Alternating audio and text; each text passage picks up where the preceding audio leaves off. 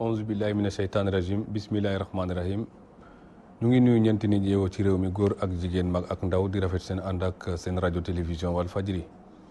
diine ak jamono ñëwaat tey ci sujet d'actualité boo xam ne tey nekkatul li ñuy jiix waaye lu ne fàng la te mooy itam faat bakkan bi nga xam ne fees na dell ci dëkk bi li ko indi itam mooy rek ne dañoo nemmeeku ci diir boo xam ne mu ngi toll ci weer rek lu toll ci fukki bakkan ak juróom ñu faat leen ci ay anam yoo xamante ne ñenn ñi sax dañoo xaw a doy waar ba ñëpp di ci laaj lii lan la ak itam fii fan la ndax xameetuñu sax Sénégal gañ xamoon Sénégalu jàmm Sénégalu teraanga goo xam ne lu yàgg dañ jàppoon ne réew la bu am kaaraange te itam nag ñiy saytu kaaraange mu nekk ay nit ñu xarañ ñoo xam ne dañoo demoon ba ku ci nekk day naan rek sàcc bu dul raw sax jarta yàq nelaw ndax itam lu ci def mboosoor rek balaa moo yàgg police teg la loxo waaye gannaaw teg loxo boobu nag la ca jiitu faat bakkan yooyu nag itam kon loolu laaj na itam ñuy feggu boobu itam ana fuñ ci toll ndax itam wàllu sécurité dafa doon loo xamante ni dafa mel ni luy dox di ànd ak àddina kon jamono bu nekk rek dañ ko war a soppi doxalin ya ak itam pexe yañ cay def ba mën a jàkkaarloog def katu mboosoor yooyu ndax ñoom itam dañuy def yu bees di wut yu bees tax tey ji itam nag nguur gi ne gannaaw bi ñu faatee ay nit ñu bëri noonu rawatina nag ki nga xamante ne mooy vice président conseil économique et social ci anam yu doy waar ñu xam ne institution la ñu faat ñu ne am na matuwaay yu ñu war a jël matuwaay yooyu nag jël nañ ko wax nañ ko waaye itam ci jëfin bi la ñëpp di am xel mu tey ndax itam wàllu yoon xam nga ne loi mën nga ko teg waaye itam ngir jëfe ko itam moo ëpp solo fuuf ndax itam lépp lu fi xew rek am na lu ko waroon faj mu ngi ci wet gi ndax ni dañ ko jël nag faje ko loolu ndax loolu duñ ko def foofu nag la coow li nekk ndax am na ñu ne sax nañ indiwaat peine de mort maanaam atteb faat bakkan ndax loolu moo koy faj buñ ko indee itam ndax ñii nga xamante ni itam loi buñ fi mënti yëkkati itam bu dee butéel buñ sol ba fees ñoo ko war a saañ ndax dinañ koy saañ nag bañ tudde ko peine de mort Sénégal foofu itam la coow li nekk tax ñu prié ci ay nit ñu bëri tey ngir waxtaane mbir moomu ñu ngi fi ak commissaire de police divisionnaire de classe exceptionnelle Babacar Sadio nekk à la retraite commissaire maa ngi lay nuyu. maa ngi lay fay. maa ngi fi ak ministre Bamba Ndiaye nekk en même temps itam islamologue di saytukat itam ci wàllu doxalinu politique ministre Bamba Ndiaye maa ngi lay nuyu. maa ngi fi ak sama naataango Pape Ndiaye nekk journaliste ci Walf Quotidien di chroniqueur itam ci wàllu yoon Pape Ndiaye maa ngi lay nuyu. maa ngi fi ak sama naataango Serigne Saliou Gueye nga xam min ngeen suñu plateau nekk journaliste chef desk politique fële ci journal Le Témoin Quotidien Serigne Saliou maa ngi lay nuyu. Ousmane maa ngi lay fay di nuyu ñëpp ñu ma bokkal débat bi. maa ngi leen di gërëm di leen sant di rafet seen teewaay fii ci plateau bi kon mbir mi nekk loo xam ne tey jaaxal nañu bëri faat bakkan ak itam foqati mbiru jàmbur loolu yëpp nag nekkoon loo xam ne doon na ci ay jamono ñu ko daan dégg buñ ko dégg balaa ñu koy déggaat mu yàgg lool tey mu bëgg a doon nag loo xam ne poom gone la bés bu yàlla sàkk rek ñu am ñu ci jublu loolu nag ñu ne nañuy xool ndax dafa am lu koy jur wala lan moo ko mën a indi ci anam yooyu nag lañ wax ne naka la ñuy def ba mbir yu mel noonu ñu moytu ko ministre Bamba Ndiaye bi nga déggee yi nga xam ne itam yàgg nay nuyoo ci ay bayaal yu ndaw yoo xam ne ñu ngi ko daan def faat nañ fee nit faat nañ fee ñaari nit faat nañ fee ñetti nit ba ab institution ñàkk bakkanam di vice président conseil économique et social procureur dal di ci def sortie presque sax kii di président de la République annoncé condamné waa ji ndax nee na ku ci faatati bakkan giir yu dund moo lay xaar kon mbir mi leer na yow ban jàngat nga def ci mbir mi bi nga ko déggee ak ni mu xewee. bismillahi rahmaani rahim wasalaatu wasalaam ala rasulillah waaw Ousmane jàngat bi ma ciy def balaa ma koy tàmbali damay jaal mbokk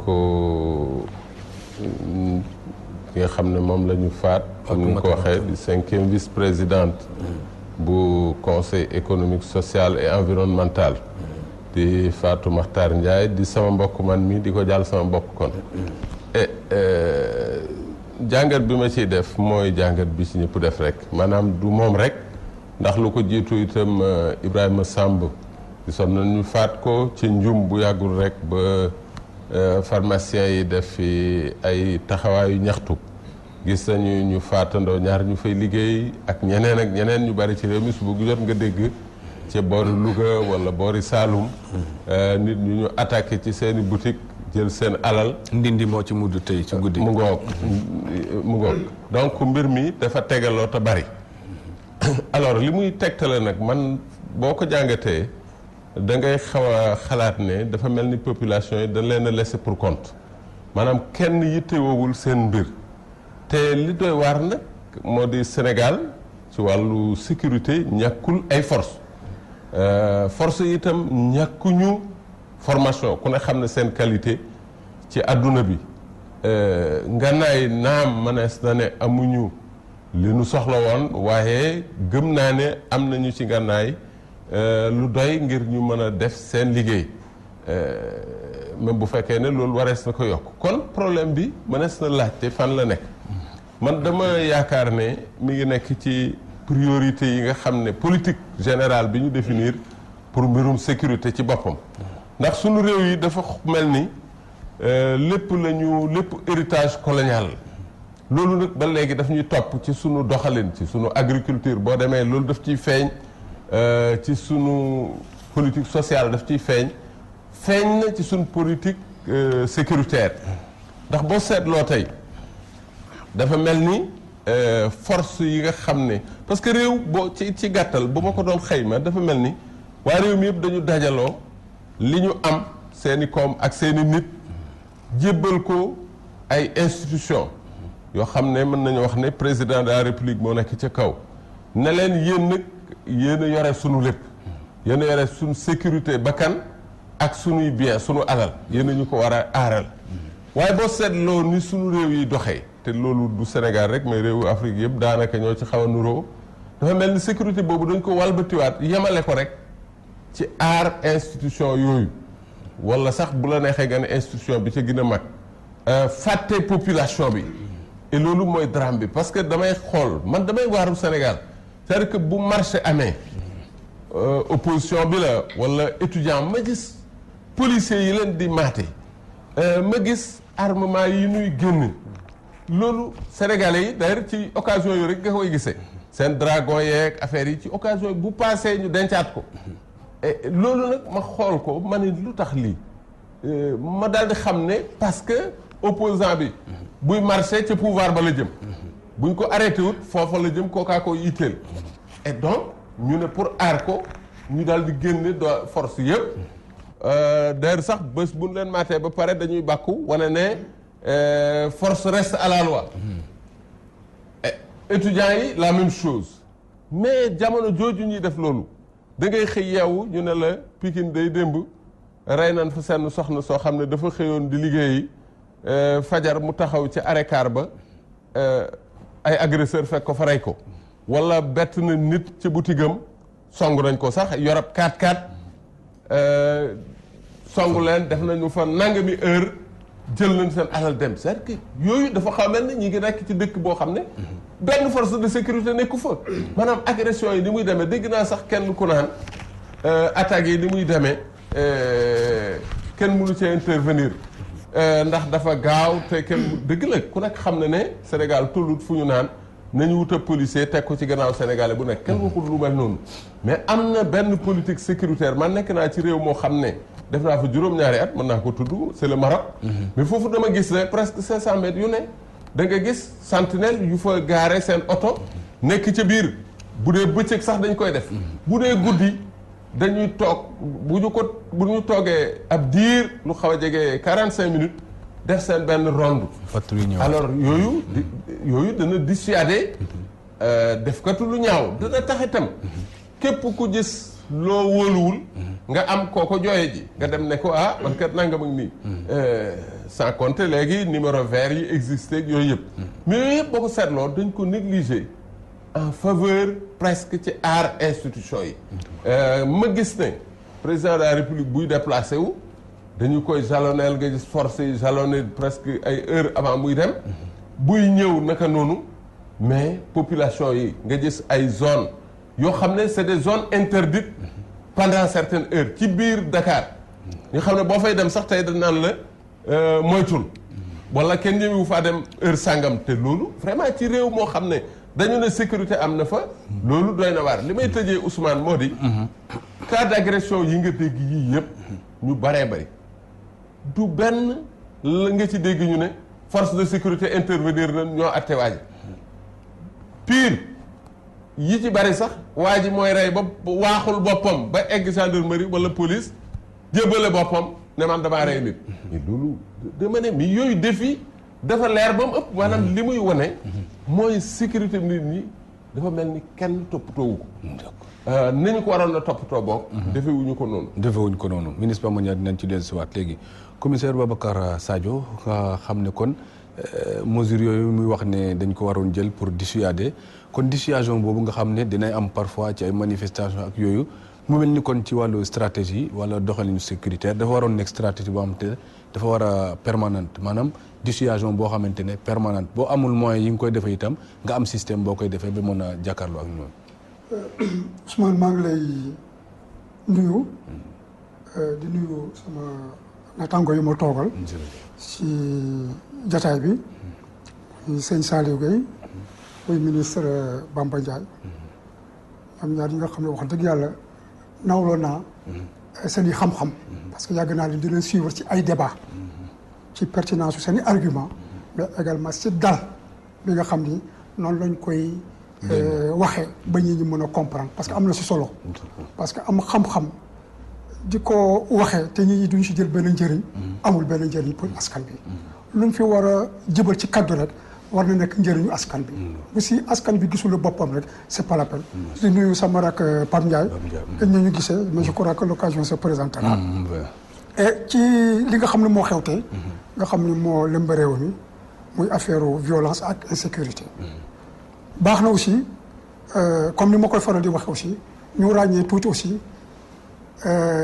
luy violence luy insécurité parce que léegi-léegi violence mun na am te insécurité bi ba léegi moo am ci anam ngoo xam ne c'est contrôlable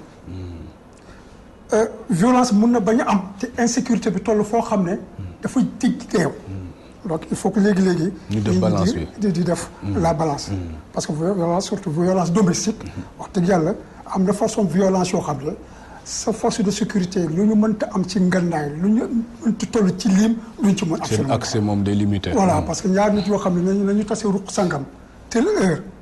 pour ñu xeex kooku moom police mënu si dara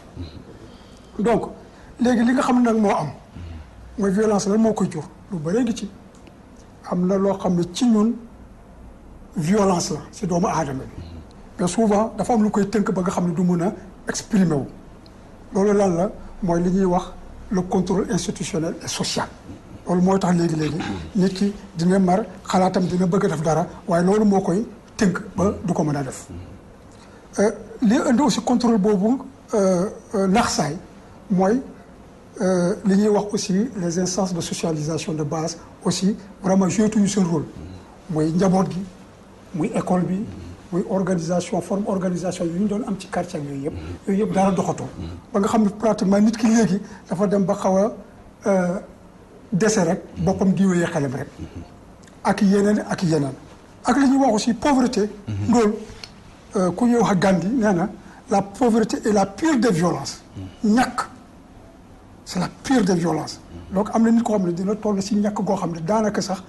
xelu nitam da koy daw da koy réer ba nga xam ni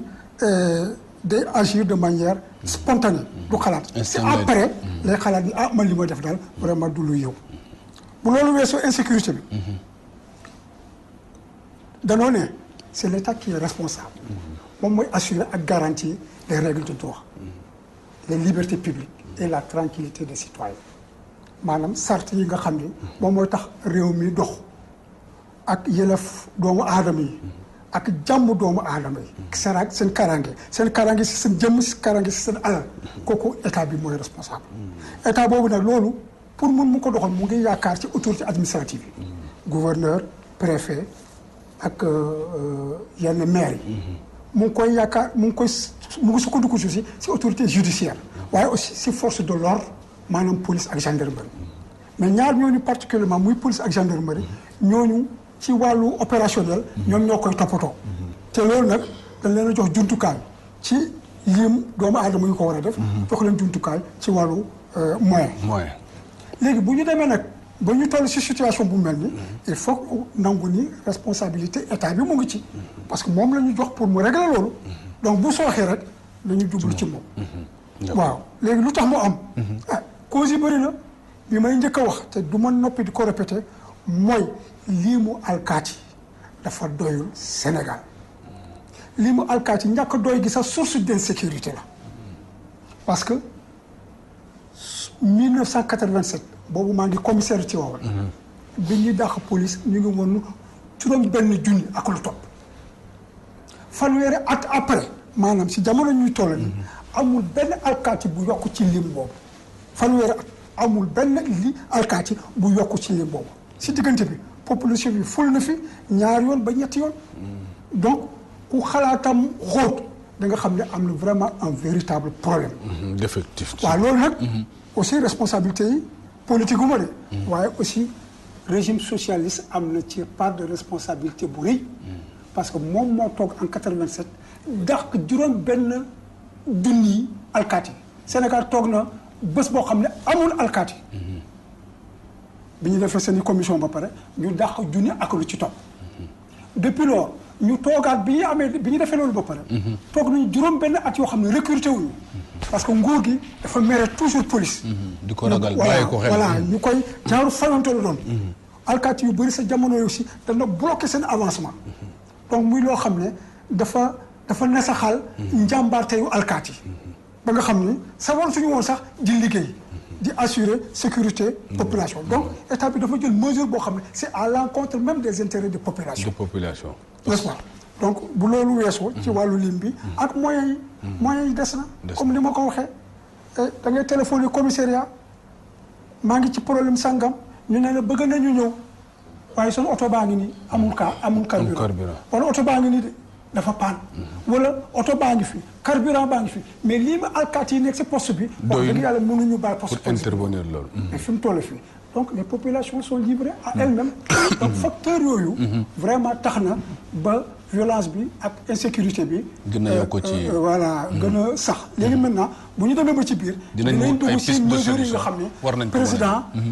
annoncé na ko démb muy affaire loi d'orientation sur la sécurité intérieure am na lu bare loo xam ne war nañ ko ci mën a wax dinañ ci dellu soit léegi commissaire Boubacar Sadio Serigne Saliou Gueye parce que yu mel nii la ñuy wax situation nouvelle conscience nouvelle tey jii ñu toll foo xamante ne àgg nañ nag ba fi nga xam moom lañ doon ragal ñu àgg ba ñu artu parce que yàgg nañ di gis ay cas yu mel nii ñuy naan ay cas isolés ak yu mel noonu ay drame du milieu ak yooyu bañ agsi nag tey ci lu toll ni vice président conseil économique et social ñu rendi ko ci këram muy loo xamante ne tax na lépp luy institution tontu ci institution moromam moomu président wax na ci procureur wax na ci ndax wax jooju doon na loo xamante ne yow fees na sa bët parce que c'est pas la première fois yu mel nii di xew ñu jël ci ay discours yu am doole mais application bi posé problème. bon Ousmane damay commencer d'abord daal di jàlle ñi nga xamante ne ñëpp ñoom ñoo ñàkk seen mbokk ci li nga xam ne moo xew ci ñaari weer yi. léegi wax nga ko ci lim bi lu mat fukki nit ak juróom ñàkk nañ seen bakkan maanaam ci violence yu demee nii donc ñi nga xam ne ñëpp wax dëgg yàlla ñàkk nañ ci seen i mbokk ñun ñoo ngi leen di jàlle wante man li ma ci xaw a naqarlu tuuti rek moo di dañu bàyyi ba nga xamante ne comme ni nga ko waxee léegi mu am une autorité institutionnelle ñàkk ci bakkanam pour que autorité yi mën a réagir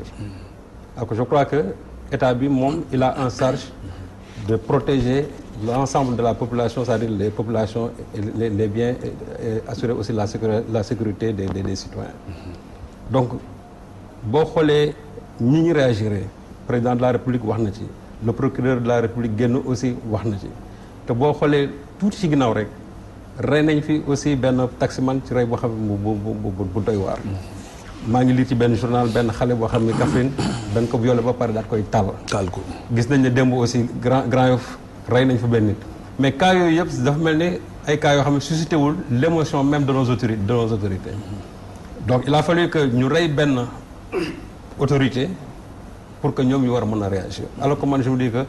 nit ñi ils doivent être d'égale dignité devant la mort su fekkante ne ba ci njëlbéen nga amoon na autorité yi daal di jóg wax ci peut-être mën na am ne sax lii fi nga xam ne tey fi lañ fi egsi duñ fi egsi wala jël matuwaay yoo xam ne buñ ko jëloon tey peut-être li nga xamante ne mooy xew ci ginnaaw gi du ma ne am na loo xam ne mënu ci ñàkk de mais peut-être que dee yi nga xam ne yëpp ñoo am ci ginnaaw gi peut-être loolu du egsi foofu mais dañu toog xool bàyyi te aussi dégguñu ci benn réaction gis nañ fi sax même taximan yi génn nañ fi def fi bruit daal di def marche mais dégguñu benn autorité réagir par rapport même au drame ci taximan donc moo wax ne loolu nga xam ne état bi noonu lay doxalee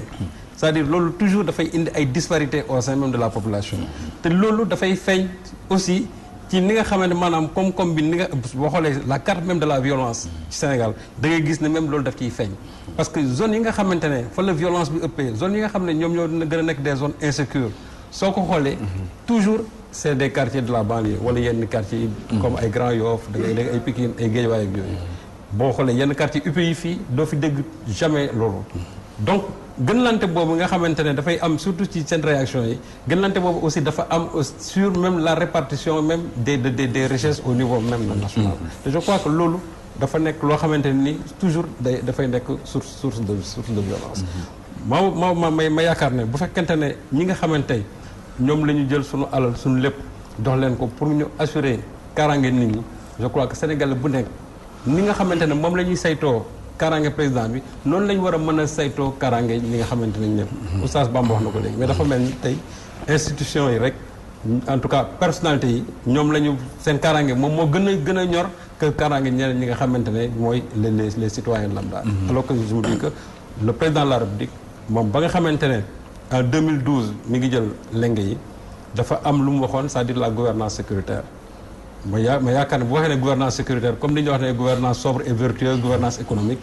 donc am na benn politique sécuritaire boo xam ne moom la war a mettre en place mais boo xoolee yëf yi ni muy évoluer dafa mel ni tey amul benn politique sécuritaire boo xam ne moom lañ mettre en place ba président ñëwee ba léegi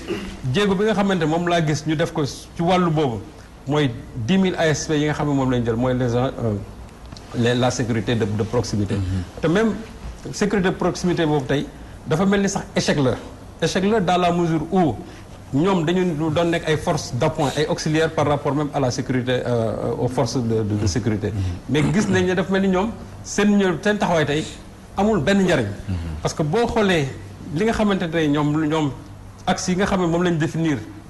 c'est-à-dire ñoom seen liggéey muy la prévention muy l'assistance ak le secours tey dafa mel ni loolu dañ ko jël teg ko neel de côté tey boo xoolee ni ñu leen di utiliser ASP yooyu presque ci leneen la boo demee dans les commissariats presque yenn tâches subalternes yi ñoo koy def et cetera loolu aussi souvent même ça peut se comprendre démb sax maa ngi déglu benn émission am ku doon wax ne sax am na benn commissaire boo xam benn sous-préfet boo xamante ni da doon jël ay ASP di leen sangaloo ay xar alors que xam nga ne en réalité loolu du métier vraiment ASP te lu moo tax ma ne donc ASP yooyu li nga xamante ne moo taxoon ñu jël leen tey dafa mel ni ñoom matewuñ loolu nag du ci ñoom mais ñi nga xamante ne loolu jël ak formation bi nga xam moom la ñu subir parce que aussi ñoom seen formation 4 semaines la 4 semaines mënoo ci former nit ci yi nga xam ne maanaam ci kaaraange mënoo c'est pas possible te soo xoolee ASP fi ñu ko jëlee ci ADS yi nga xam ñoo nekk France la mooy li ñuy wax les adjoints de sécurité yooyu ñoom 52 semaines lañ leen di former donc ça veut dire que 12 mois lañ leen di former ñii ñu leen bëgg a former en 4 semaines donc li nga xamante ne tey ñoom taxawaay bi ñu war a mën a am tey taxawaay boobu duñ ko am te aussi dañu nekk ci statut boo xam ne dafa xaw a flou kenn xamul ay lan lañ duñu on les a pas embauchés duñu encore ay bénévoles prérogative yi c'est pas bien donc finalement ils n'ont pas un statut clair te su fekkee ne nit ki da nga koy jël pour muy renforcer sécurité war na am un statut clair war na aussi mën a am loo xamante ni bu weer dee mu jël ko mu mën a dal xelam loolu sax mooy waral souvent ngay dégg ñu ne ASP yi day sàcc nañ nangam sàcc nañ fii parce que loolu dégg nañ ko fa ba rajo nañ ci ñu bëri ndax parce que aussi ñoom peut-être conditions yi nga xamante ne moom la ñuy liggéey moo conditions yi moo baaxul ma ñëw aussi ci police bi aussi ñoom commissaire wax na ko léegi tey soo xoolee police bi maanaam dafa néew lool suñ ko doon xayma tey parce que boo xoolee norme internationale dañ ne sur 100 000 habitants au moins war nga am 300 policiers tey boo jëlee Sénégal ratio bi fi pour le Sénégal c'est 42 policiers pour 100 000 habitants 42 policiers sur 100 000 alors que la norme internationale c'est de 300 donc muy wane ne am na jéego yu bëri yoo xamante ni war nañ ko def maanaam en termes de recrutement en termes de formation en termes aussi de renforcement même des logistiques te li ma jaaxal tey Sénégal dañ koy citer comme étant le premier pays boo xamante ni en matière de en tout cas contributeur pour les forces de maintien de paix et de sécurité pour les Nations Unies tey presque 1300 et quelques policiers là je ne parle même pas des militaires policiers on les a même sur les théâtres d'opération et au même moment ñun on a un déficit ici de policiers. loolu ça ne s'explique pas même France ba nga xamante ne ñun souvent ça nous sert de référence France tey boo xoolee le nombre de policiers qu'ils ont dans les théâtres d'opération et de maintien de la paix et de la sécurité ça tourne autour de 800. Le Sénégal en est aujourd'hui à 1300 et quelques. donc loolu li ñu naan bala ngaa jaay. laax jaay nga laax lekk. da ngay laax lekk ba pare. mais malheureusement ñun. je crois que on se soucie plus de l'image du Sénégal au plan international plutôt que au plan intérieur. te yëf yi bu daanu see ba ñëw aussi dina yàqaale boobu. effectivement te loolu aussi daf may renvoyer même ci benn article bu oustaz ba bindoon dem c'est-à-dire sur l'inversion même des priorités. parce que énergie bi nga xamante ni yëpp moom le président de la République di déployer sur vraiment la lutte contre le terrorisme parce que on a organisé beaucoup de forats beaucoup de rencontres président bi presque chaque événement da ngay dégg vraiment dans son discours c'est comme genre benn dadaal la boo xam ne chaque fois il parle de la sécurité comme si vraiment c'était il y avait même une obsession comment dire sur le terrorisme là mais ni énergie boobu muy déployer ci la lutte contre le terrorisme mais on l'a pas fait vraiment pour la sécurité pour la sécurité intérieure et je crois que tey ñun suñu première priorité mooy kaaraange vraiment nit ñi nga xamante ne ñoo nekk biir Sénégal te gis nañ ne nag kaaraange moom wax dëgg yàlla sooxee na lool li nga xamante ne moo xew fii ci ñaari weer yii wane na ne aujourd'hui en tout cas personne n'est en sécurité dans ce pays. Personne n'est en sécurité parce que bu fekkente ne ñi nga xamante ne ñoom ñoo la war a wuutu boo nekkee en danger doo leen gis parce que aussi ñoom ils n'ont pas les moyens pour faire face à il y a pas de ressources humaines peut-être assez suffisantes il y a pas encore aussi amuñu matériel bi nga xamante ne da leen mën a permettre ñu intervenir loolu mooy wane lu tax tey nit ñi les gens ne sont pas en sécurité ma daaneel Ousmane. boo xoolee récemment am na benn match nawetaan bu amoon je crois récemment fii ci liberté je crois liberté 4. ci booru je crois consulat Bénin bi. il y a ay gosses yu ñëw foofu fekk ay oto taxaw rajaxe ko et cetera ñi nga xamante ne ñoom moom oto yooyu bi ñuy wàccee li ñu wax ne ñoom ils ont appelé la police mais police ñoom nee nañ je crois dañoo am problème carburant ils ne peuvent pas se déplacer. te ñoom nee nañ toog nañ ba presque quelques jours après aussi gisuñu benn policier boo xamante ni ñëw na foofu. pour mën a constater li nga xam ne moo xew foofu. donc loolu dafa am leneen loo xam ne moom la wax que ne dans ce pays là. en tout cas le citoyen lambda n'est plus en sécurité contrairement peut-être à certaines autorités yi nga xamante ne ñoom guddeeg bëccëg foo leen fekk. en tout cas ils sont bombardés de garde rapproché kon ñu ngi lay gërëm Serigne Saliou Gueye Pape Ndiaye parce que action préventive yooyu nga xam ne waroon na jiitu mu mel ni kon yëf yi booy seet dafa am ñaar yu ci nekk comme ni ko commissaire fàttalee ay nitam soxla nañ ko ay moyens aussi soxla nañ ko mais même bu ñu amoon nit ñi am moyens yi est-ce que amul aussi ñi nga xamante ne ñoom ñoo yore loolu xarañ goo xam ne ak liggéey ba ak farlu surtout boo xam ne war na ci am pour ñu mën di tam di nekk à l'action. waaw jërëjëf Ousmane ci laaj boobu yaakaar naa dinañu permettre un peu ñu ñëw ci li nga wax léegi ni maanaam action préventive yi nga xamante ne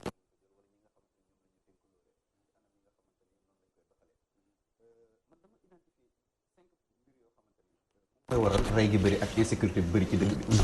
bi si jiitu mooy li ñuy tuddee la faiblesse des sanctions infligées aux auteurs de crimes de sang maanaam ñi reykatu nit yi daan bu oyof bi ñu leen di teg ay juróomi at lañ leen di tëj ay ñeenti at am na ci ñoo xam ni sax sursis lañ leen di tëj ci koo xamante ne dafa rey nit ndaxte fii Sénégal bu fekkente ni dañ lay jiiñ ne da nga rey nit dafa am benn ëttub attekaay boo xam ne foofu lañ la war a yóbbu muy chambre criminelle bi tuddoon ci ay jamono cour d'assises te ñu soppi tur bi mais dañu seetlu ne da ngay rey nit mais dinañu def tout ba non seulement parrainage duñ la fa yóbbu mais parrainage même bu ñu la fa yóbbu tamit parrainage bu ñu la jugé déclaré la coupable de meurtre ay daan yu oyof lañ lay teg ay ñetti at lañ lay condamné wala ñu tëj la ñeenti at wala juróomi at bi si mujj mooy bërki démb chambre criminelle bu kaw la waajañ fa atte ki sant si te ñu condamné ko déclaré ko coupable de meurtre juróomi at lañ ko tëj yéen a ngi fàttaliku l'affaire Ousseynou Seck bi ñu reyoon fii Grand Yoff te ñu ko reyoon damm loosam ñooñu doon jël ñi ñoo ko def kenn ki 1 mois ferme lañ ko tëj kenn ki sursis la am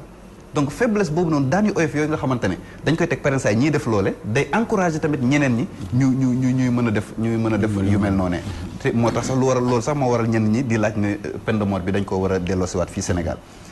ñaareelu mbir bi mooy Sénégal fii dañu baaxoo nit bu reyee nit lu ñu mën a def pour génne ko prison dañ koy def loolu waral bëri na ci cas yoo xamante ne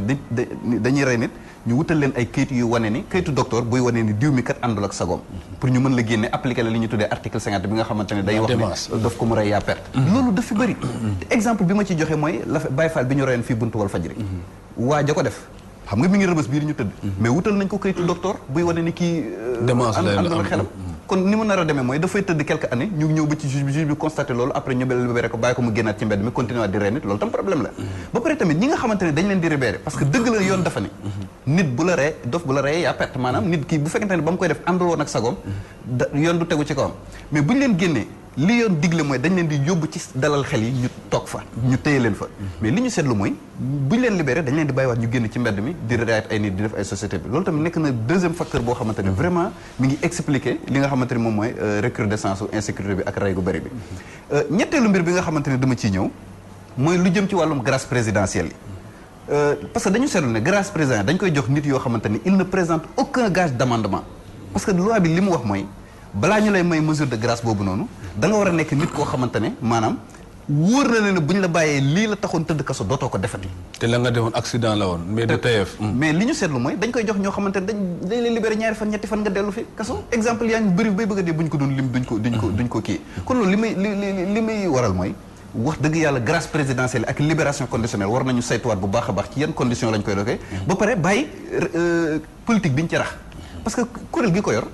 mooy direction des affaires criminelles et des grâces ay magistrats yu xarañ ñoo fa nekk di def seen liggéey normalement mais bu ñu defee seen liggéey ba defar seen liste bu demee ci kaw les autres politiques dañ ci yokk ay tur yu ci bokkul yoo xam ne commission bi defu ko loolu tamit vraiment ça pose problème parce que tamit loolooy waral ñu koy jox nit ñoo xamante ne bu ñu génnee ñaari fan ñetti fan ñu delloo waat leen kaso bi waaye da ngay gis tamit koo xamante ne tëdd na kaso ñeenti yoon am na fi ay nit ñoo xam ne signé nañ 11 mandats de dépôt léegi au nom de quoi ñu leen di bénéficier libération li nga xamante moom mooy mesure yooyu noonu te ku ci mënul am grâce dañ lay yóbbu libération conditionnelle parce que grâce présidentielle moom pour am ko dafa am ay critères boo reyee nit mënoo ci bokk bu ñu la jàppee pour trafic de drogue mënoo ci bokk boo violé mënoo ci bokk ak yeneen mais ñii yëpp ñu ngi gracier ñoo xamante ne ay dañ leen jiñ yooyu moo tax sax critères yooyu ni mu rigoureux moo tax ku ko mënul am da ngay virer dem libération conditionnelle nga xam ne moo gën a yomb ñaari condition lañ la laaj nga purger moitié sa peine nga am li nga xamante ne moom mooy bonne conduite en prison donc wax dëgg yàlla grâce présidentielle yi war nañu saytu bu baax a baax ñi ngi koy jox ba pare tamit leneen mbir bi mooy gis nga nit dina ñëw tribunal ñetti yoon te waa tribunal duñ ci xam dara li koy waral mooy te loolu vraiment benn alerte la boo xamante ni maa ngi koy lancé ñi ñu dénk wàllum justice ñu jóg ci bu baax a baax parce que boo demee police déposer certificat bonne vie et mœurs waa police dañuy référé wu IJ identité judiciaire parce que bulletin ñooy jóge tribunal di alimenter foofu noonu di leen wane kat diw bi mës nañ ko condamné mais il se trouve que depuis un certain temps bulletin yi war a di jóge tribunal dem alimenter IJ dematul loolooy waral également nga ñëw di wut casier judiciaire ñu koy délivrer à des personnes yoo xamante ne coupable condamné nañ leen ba pare nit ñoo xam ne dañ leen condamné sa kanam ñu génn am casier parce que vérification bi li tax du lu joxe mooy archive xaw ma ci côté archive la wala problème fu mu situé mais tamit am na problème bu sérieux boo xamante ne à ce niveau war nañ ko te loolu yëpp source d'insécurité ñeenteelu mbir bi nga xamante ne dama ciy ñëw te muy favoriser insécurité bi mooy li ñuy tuddee l'emprisonnement massif des hommes de tenue parce que man da nga ciy gis ay cas yoo xamante ne takk der yi taxawaay dëggantaan bi ñu waroon am pour xeex insécurité duñ ko am man damay faral di bi lim leen di côté après. exactement mi ngi noonu. damay booy waxtaan ak ñoom dañ la koy wax dañ la naan ñun insécurité duñ ci rey suñu bopp. parce que d' abord problème mu mooy bi ñu fi posé léegi am na te dinaa ci ñëw mais ñoom li leen gën a métti takk der yi war a xeex insécurité li leen gën a métti mooy tëj gu bëri gi ñu leen di tëj. parce que nee na boo ci dàqjee benn malfaiteur wala benn defkat boo ko pàddee mu xoos sax boo demee tribunal ñu simmi la ñoom ñoo tax léegi ñoom ñu taxaw am benn taxawaay boo xam ne dañ koy taxaw seen effectif nee nañ seen effectif doyul nee nañ par exemple guddi brigade wala commissariat yi effectif bi fay nekk guddi xam nañ nu mu toll bu amee benn gang boo xamante ne dañu armé yor ay fetal yor ay pistolet yor ay lépp benn policier wala ñaar yi des ci commissariat bu ñu naree dem dañuy jaay seen bakkan donc tëj gu bëri goo nga xamante ne dañ leen di tëj ci kaw dañoo gaañ wala def dara koo xamante ne malfaiteur wala yooyu loolu tamit bokk na ci li nga xamante ne moo waral ñoom ñu ne kat wàllum insécurité bi dootuñ ci rey seen bopp dootuñ ci dem ba jeex parce que bon bu ñu doon def boo doon xool statistique yi homme de tenue yi nekk actuellement en prison bañ nañu te 9 corps militaires et paramilitaires yëpp benn boo ci dem am na ci ñoo xamante ni ñi ngi ci loxoy yoon beneen mbir bi nga xamante ne peut-être foofu laay daanelee mooy li ministre Bamba Ndiaye wax léegi mais dafa am lu ñu tuddee zone interdite am ñu koy tuddee zone criminogène am na ñu koy tuddee sax zone de non droit maanaam secteur yi nga xamante ne bu yenn waxtu jotee kenn ñemewu fa teg tànkam parce que boo fa demee soit dañ lay agressé bu dee góor nga bu dee jigéen nga dañ lay violé par exemple ñu rey la par exemple nga ñu bàyyi la nga dem technopole bu timis weesoo ku fay doxantu yaa sa bakkan nañ ci xottu gerte kon xam nañ ni cas yu bëri te cas yu secteurs yi ma lay tuddal nii saa yoo seetloo agression yeeg rey nit yu bëri secteurs yooyu nga koy nemmeeku muy technopole bu timis passé ku fay doxantu sa bakkan mi ngi ci xottu gerte muy corniche ouest bu Dakar muy àllu Kër Massar bi muy forêt classée bi taximan bu fa jaar dañ lay cor jaasi bu dee jigéen boo fa jaaree dañ lay violer ak tamit filao yi nekk biir Géejawaay foofu vraiment ay secteurs la yoo xam ne dañ ko identifier yoo xamante ni ak côté boo demee Colobane côté marché bi maquette bi population bi dañoo waxati yuuxu nañ ba sonn mais amuñ fu ñu koy jooytoo donc voilà des secteurs yoo xamante ni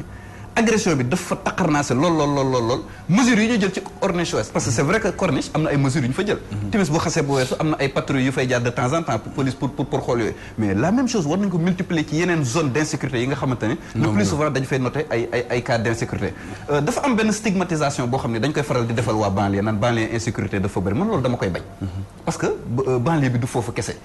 lii xew fii nii ci côté ville moo gën a garaaw foofu lay am ci banlieue bi boo doon xool pourcentage wala statistique li nga xam ne moom mooy insécurité bi lii amee ci zone Dakar bi fii moo ëpp foofu yi amee banlieue donc quelque part nañu bàyyi banlieue bi nga xam ne par exemple dañ leen di xaw a stigmatiser ci côté boobu noonu parce que lii am fii bëri na lool donc yëpp nekk na ay mbir yoo xamante ne day justifier waral insécurité bu bëri bi nga xamante ne am na ci dëkk bi te day jaadu ñu jël ci ay matuwaay pour la sécurité des personnes et de leurs biens dinañ ci dellu soit léegi Pape Ndiaye ministre Bamba Ndiaye ci jëf boobu nga xamante ne ñu ngi koy def te tiitange bi ak itam lépp lu aju ci daan yi waroon féete ci dew ko te ñaaf te waaye ñoom itam dafa mel ni dañ leen aare ci benn boor boo xamante ne parce que léeg-léeg nga gis ci nit ñoo xamante ne ni ñuy doxalee da lay wan ne rek kii am na leen lu mu yaakaar lu dul vraiment li nga xamante ne ñoom ñoo ko aar wala njabootam ak leneen te itam dañuy def comme ni ñuy wax patrouille police ñëw di def contrôle d'identification ak yooyu mais da nga gis nit ñoo xamante ne ci benn téléphone rek mooy tax ñu ñibbi seen kër ñeneen ñi des fa parce que amuñu dooleem bi bugg ci am ay jafe-jafe ci justice boobu nga xam day dem ci sens bi bàyyi sens bële aussi est-ce que du danger ci mbir mi. waaw dëgg la man damay wax ne en vérité problème yi ñuy wax yëpp mënees na koo dellu si rek ci tudde ko mal gouvernance sécuritaire loo ci seetlu rek état moo ci nekk responsable du début à la fin parce que orientation bu sécurité bi encore une fois man je crois que moo nekk réellement en cause parce que sécurité mënees na koo assurer ci moyens yu bare bari par exemple zone de non droit yi nga xam ne moom la Pape Ndiaye di wax te sénégalais lambda boo jëloon muy dox xale bu ndaw sax bu xàmmeegul boo ne ko yan barab fa mu dëkk yan barab ñoo fi wóor a di mën na la koo tuddal mais boo demee ba identifier barab yooyu kay vraiment loolu jàpp naa ne waroon nañu jël ay mesures yoo xam ne da nga gis bu guddee wala heure yi ñuy wax ne kenn du fa jaar ñu mën a assurer sécurité foofu parce que loolu bu amul rek mooy presque état taxawatul taxawaay ba mu taxaw parce que ça la mission régalienne de l'état mooy d'abord balaa dara xew na assurer nit ñi seen sécurité seen bakkan ak seen i bien bu fekkee ne dem nañ ba bàyyi ndiku ne loolu mënatuñ ko ça veut dire que donc dara amatu fa c'est vrai li nga wax question bi nga posé mooy problème principal bi defe naa ne buñ ne mal gouvernance sécuritaire dafa am mooy ki ñu war a daan la ñu ko war a daanuñu ko loolu raison yu bari na defe naa ne Pam Ndiaye xuus na ci léegi wax na ci ay cas yu patent mais ku dëkk Sénégal jarul sax ngay sori ñun ñëpp xam nañ li xew fii ci réew mi loolu benn cas la ci mais beneen ba aussi moo di mbiru policier ci seen bopp tudd nañ ko léeg-léeg ñu def loo xam ne peut-être dañ ko tuddee ci bavure c'est vrai que bokk na ci assurer sécurité aussi doone police rek lu leen neex def war nañoo am ñoom it ay limites ak i normes yoo xam ne seen intervention ci la war a jaar comme ni ko police yu civilisé di defee ci àdduna bi mais nag quand même war nañoo am ñoom itam lu ñu leen assurer ci seen sécurité parce que war a assurer sécurité moom ci boppam bu amul sécurité ça veut dire que sécurité amul jox ngeen kaw ASP yi mais ASP yi man ca début ba laa ne woon ñii liñ leen di fay ci boppam rek problème mu insécurité la olof dafay wax ne kuy daanu ci teen boo ko tàllaloon paaka sax mu jàpp ci parce que faute de mieux yaakaar amatu ki amul liggéey amul dara foog na ne salaire u 50 000 ça peut régler un problème mais je suis sûr que salaire u 50 000 dana ko créer beaucoup plus de problèmes qu'auparavant parce que boo ci nekkee yëg ne responsable nga dem takk soxna wala nga def leneen ak leneen nga gis ne finalement ça ne règle rien yow boo xëyee sa bopp sax talul ay sécurité nit parce que sa sécurité sa bopp sa njaboot assuré woo ko problème yooyu nekk ci sa bopp te loolu waxuma la sax ASP mais police bi ci boppam sûrement problème yu mel noonu mën na faa dugg donc côté yooyu yëpp yu nu war a régler la parce que bu ñuy wax politique sécuritaire mooy fexe ba ñuy assurer sécurité bi nga assurer leen ñoom seen sécurité d'abord parce que ku amul sécurité yow ci sa bopp doo koo dig ne dana la assurer si sécurité aussi da nga koy nax door a ñëw ci wàllu justice defe naa ne temps yëpp bari nañ ci coow ñi ngi coow bu yàgg ba tey di demander réforme de la justice gouvernants yi ku ñëw jige ko ku nekk dans l'opposition critiquer système judiciaire bi ni muy doxee mais boo dikkee malheureusement nga gis ne yow loolu laa wax ne au fond c'est ça le fond du problème il faut ñu toucher ko mooy ñiy gouverner dañu doxal système sécuritaire ba ñoom seen sécurité bopp rek la ñuy assurer et on s'en fiche du reste loolu mooy tekki ne boo nekkee opposition xool système judiciaire bii nga ne bii baaxul rapport bi parquet bi am ak l'exécutif waree sa koo changer mais boo dikkee ne kii kat bu ma ko changer man danaa yàq samay privilèges daal di koy bàyyi noonu alors loolu mooy tekki kon ne am na quelque part un certain égoïsme ci exécutif bi parce que yow ba nga nekkee ci côté bële nga xam ne booba da nga soxloon ku la aar xam nga ne ni ñuy aaree nit ñi baaxul doyul nga ñëw toog waroon ko sa première préoccupation mu waroon nekk nga régler loolu nga bàyyi ko muy dem na mu doon demee mooy nangu nga ne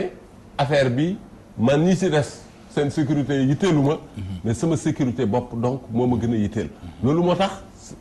te système judiciaire bi bu amee rëq-rëq wala cas yu bari yi Pape Ndiaye wax te loolu lépp ñun ñëpp Sénégal lañ dëkk xam na ni muy doxee léeg-léeg boo mënta am grâce présidentielle grâce sax dañ la koy laqarcil pour nga bokk ci liste bi boo ko amul ñu jaaree la liberté conditionnelle am na jamono yoo xam ne nit ñi demoon nañ fi bay kaas dans la presse ne xanaa personnalité moom kenn du ko tëj Sénégal personnalité sax lañ koy tuddee mooy ku siiw rek maanaam ku xas siiw ak non siiwee célébrité bu ñu la xasee célébrité rek bu ñu la xasee ba tëj daan fexe ba buñ xoolee grâce présidentielle xam ne remplir aux conditions yooyu ñu yóbbu la liberté conditionnelle fexe ba génne la bref yooyu yëpp dysfonctionnement yooyu am yooyu ci boppam non seulement day tax sécurité bi dutu am mais dafay créer sax ci population bi ci seen bopp benn frustration boo xam ne daf leen di indi ci ñu mën a def lu nekk cas bi mujj xew cas illustratif la parce que un chauffeur bu rey patron am loolu war nañ ci taxaw bu baax a baax a baax jàngataat ko parce que aussi bu ñu daan wax arrogance ci wàllu gouvernance ak ci wàllu kii yooyu li muy tekki dafa bari maanaam damay wax ne et ça c'est un cas africain typique da ngay gis dysfonctionnement dañu naan souvent le ministre africain niveau de vie am xawula soreek ndekam am na sax frontière différence ak niveau de vie ministre français wala un pays émergent ou développé or suñu ñi ci des ñi ngi ci benn situation niveau de vie boo xam ne kenn mënu la xam li leen séparé naka la demee alors arrogance boobu aussi dafay créer non seulement insécurité mais dafay créer ay frustration ci nit ñi ba nga xam ne dafa mujj sax kii boo ko xoolee dafa mel da nga koy mere même bu la deful dara et dafa mel ni da ngay xalaata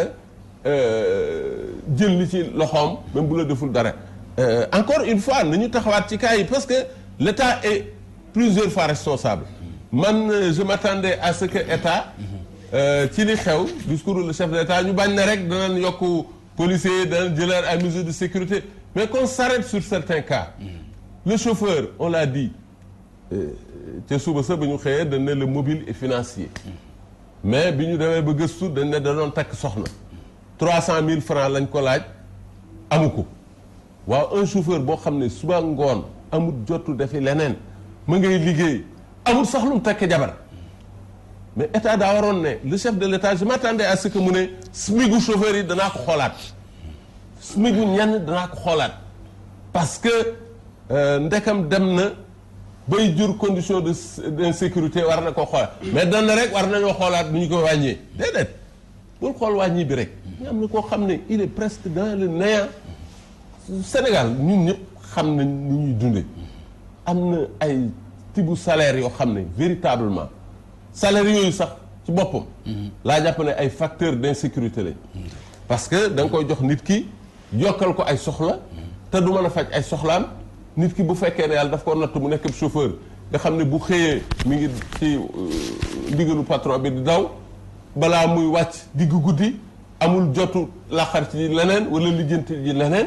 finalement kooku aussi benn bombe à retardement la boo xam ne yaa ngi doxantoog moom te yëgunu ko donc franchement man jàpp naa ne bu ñu bëggee régler situation bi il faut que ñu oser wax ko Sénégal dafa am problème mu politique sécuritaire bu réel politique bi lañ war a xoolaat de fond en comble relation yi am ci diggante l'administré ak l'administrateur ñu seetaat ko yooyu yëpp boo koy xool man dama naan affaire bi temps garde secrétaire léegi y a aucune différence dafa mel ni la xewoon temps colonial moom moo fi xew or diggante bi société bi dafa évoluer commissaire wax na ko léegi par exemple xam nga li ma wax léegi c'est ahurissant depuis 1987 ak léegi nga ne nombre policiers yi yokkuwul alors que population bi diggante bi yokku na ci ay pourcentage yu mag taux de criminalité bi yokku leneen ak leneen yokku moyens yi ñu koy defee yokku rester stagnaire ca fa nga nekk ça veut dire que donc li ma waxoon effectivement priorité yi Sénégal waroon a jël xam nga boo xamee wut priorité nag doo dem muy dëpp parce que mën ngay def effort yu baree bari mais le problème c'est de savoir où se trouvent les priorités et c'est ça le problème de tous les gouvernants fi muy daanoo du ci liggéey naag liggéeyul mais xàmmee lan mooy priorité ak lu dul priorité loolu bu jaxasooyee rek doo dem fenn. d'accord ministre Bamba Ndiaye commissaire Babacar Sadio ci wàllu loi d'orientation sécuritaire boobu nga doon wax nga xam ne Sénégal bés bu mu jógee rek jumtuwaay yu mu war a liggéey ñu ngi fi mais ñi ko war a jël yóbbu ko soit duñ ko jël wala duñ leen may fi ñu ko jëlee lan mooy gàllankoor application boobu ba nga xamante ni dañuy agsi ci ay drame yu mel nii. bon am na dinaa war a mën a dellu si gannaaw tuuti pour wax li ministre doon wax léegi ak Saliou ci wàllu inversion des priorités am na jamono yoo xam ne effectivement bi état bi doo ko samp c'était valable même dans les pays occidentaux la priorité était donnée à la stabilisation effectivement des institutions et yooyu bu demee ba taxaw tey jii la tendance est d'accorder la priorité à la personne humaine par rapport aux institutions fi mu nekk ñun àggaguñu foofu xëy na ñu ngi siy jéem am na toujours inversion des priorités ci li mu doon wax sànq ñu ngi ñuy wax ay discours sur le terrorisme c'est bien beau mais finalement ça finit par devenir une incantation finalement sax da ngay mel ni dafa am lu làqu ci gannaaw et je le dis ici le péril il n'est pas imminent maanaam terrorisme boobu wax am na loo xam ne moo ko gën a jiitu moo ko gën a jàmp mooy sécurité kaaraange sénégalais yi góor a jigéen mag ak ndaw loolu moo war a jiitu même xeex bi ñuy xeex contre le terrorisme mais am na beneen boo xam ne aussi buñ ko waxee ci wàllu banlieue mooy également l'inversion des priorités naka la ñuy mën a dem ci banlieue di construire stade arène pour ay mbër contre ma mbër yi de nga war fa def 36 milliards xoolal 36 milliards ñaata commissariat de police nga war a mën a def ci banlieue bi ñaata alkaati nga war a mën a recruter ñaata car police nga war a mën a teg foofu pour ñu aar kaaraange ñi ak yooyu donc il faut aussi ñu xool choix yi nga xam ni dañ koy def parce que lu mel noonu c'est un bijou mais au milieu vraiment d'un océan de misère donc il faut que ñu xool priorité bu ma jógee loolu ma ñëw ci aussi li ñuy wax aussi yenn mesures concrètes yi parce que c'est bon ñu dénoncer également et puis il faut mu am ay propositions boo seetee police li nga xam ne moo war a nekk priorité état bi mooy effectivement essayer vraiment de redoubler l'effort pour que ñu mën a am lim bu tane temps yi ñu ngi koy def mais je te dis que pour nga xam ne dañuy war a dem sax ba xaw a toll li nga xam ne moo normal il faut ñu recruter au moins 1000 à 1500 policiers par an et pendant 10 ans bu loolu weesoo ci wàllu police yi boppam ay occasion la aussi ma nekk ci plateau bi gannaaw samay mbokk la samay naataango lañ di leen féliciter ay jàmbaar lañu ci liggéey bi ñuy def parce que boo xoolee conditions yi ma wax manque de ressources humaines yi ak manque de moyens yi te ñuy def yenn résultats yi parce que au Sénégal il a été démontré que depuis l'indépendance ba léegi pratiquement 90% des meurtres sont élucidés mais comme j'ai dit je préfère li ma gënaloon mooy ñu ne ma ah quartier bii de duñ fa rey nit quartier bi de amul càcc moo ma gënal ñu ne ma ak quartier bi de big de rey nañu fa juróomu nit waaye commissaire bi moo aay defuñu sax ñaari fan mu jàppale ñoom ñëpp donc ça veut dire que ah l'action d'anticipation la anticipation bi man moo ma gënal donc policiers si seen wàllu bopp en attendant que yenn mesures yi parce que xëy na du mën a mette si saa si moom sax seen mode opératoire sax war nañ ko xoolaat aussi tuuti boo jëlee par exemple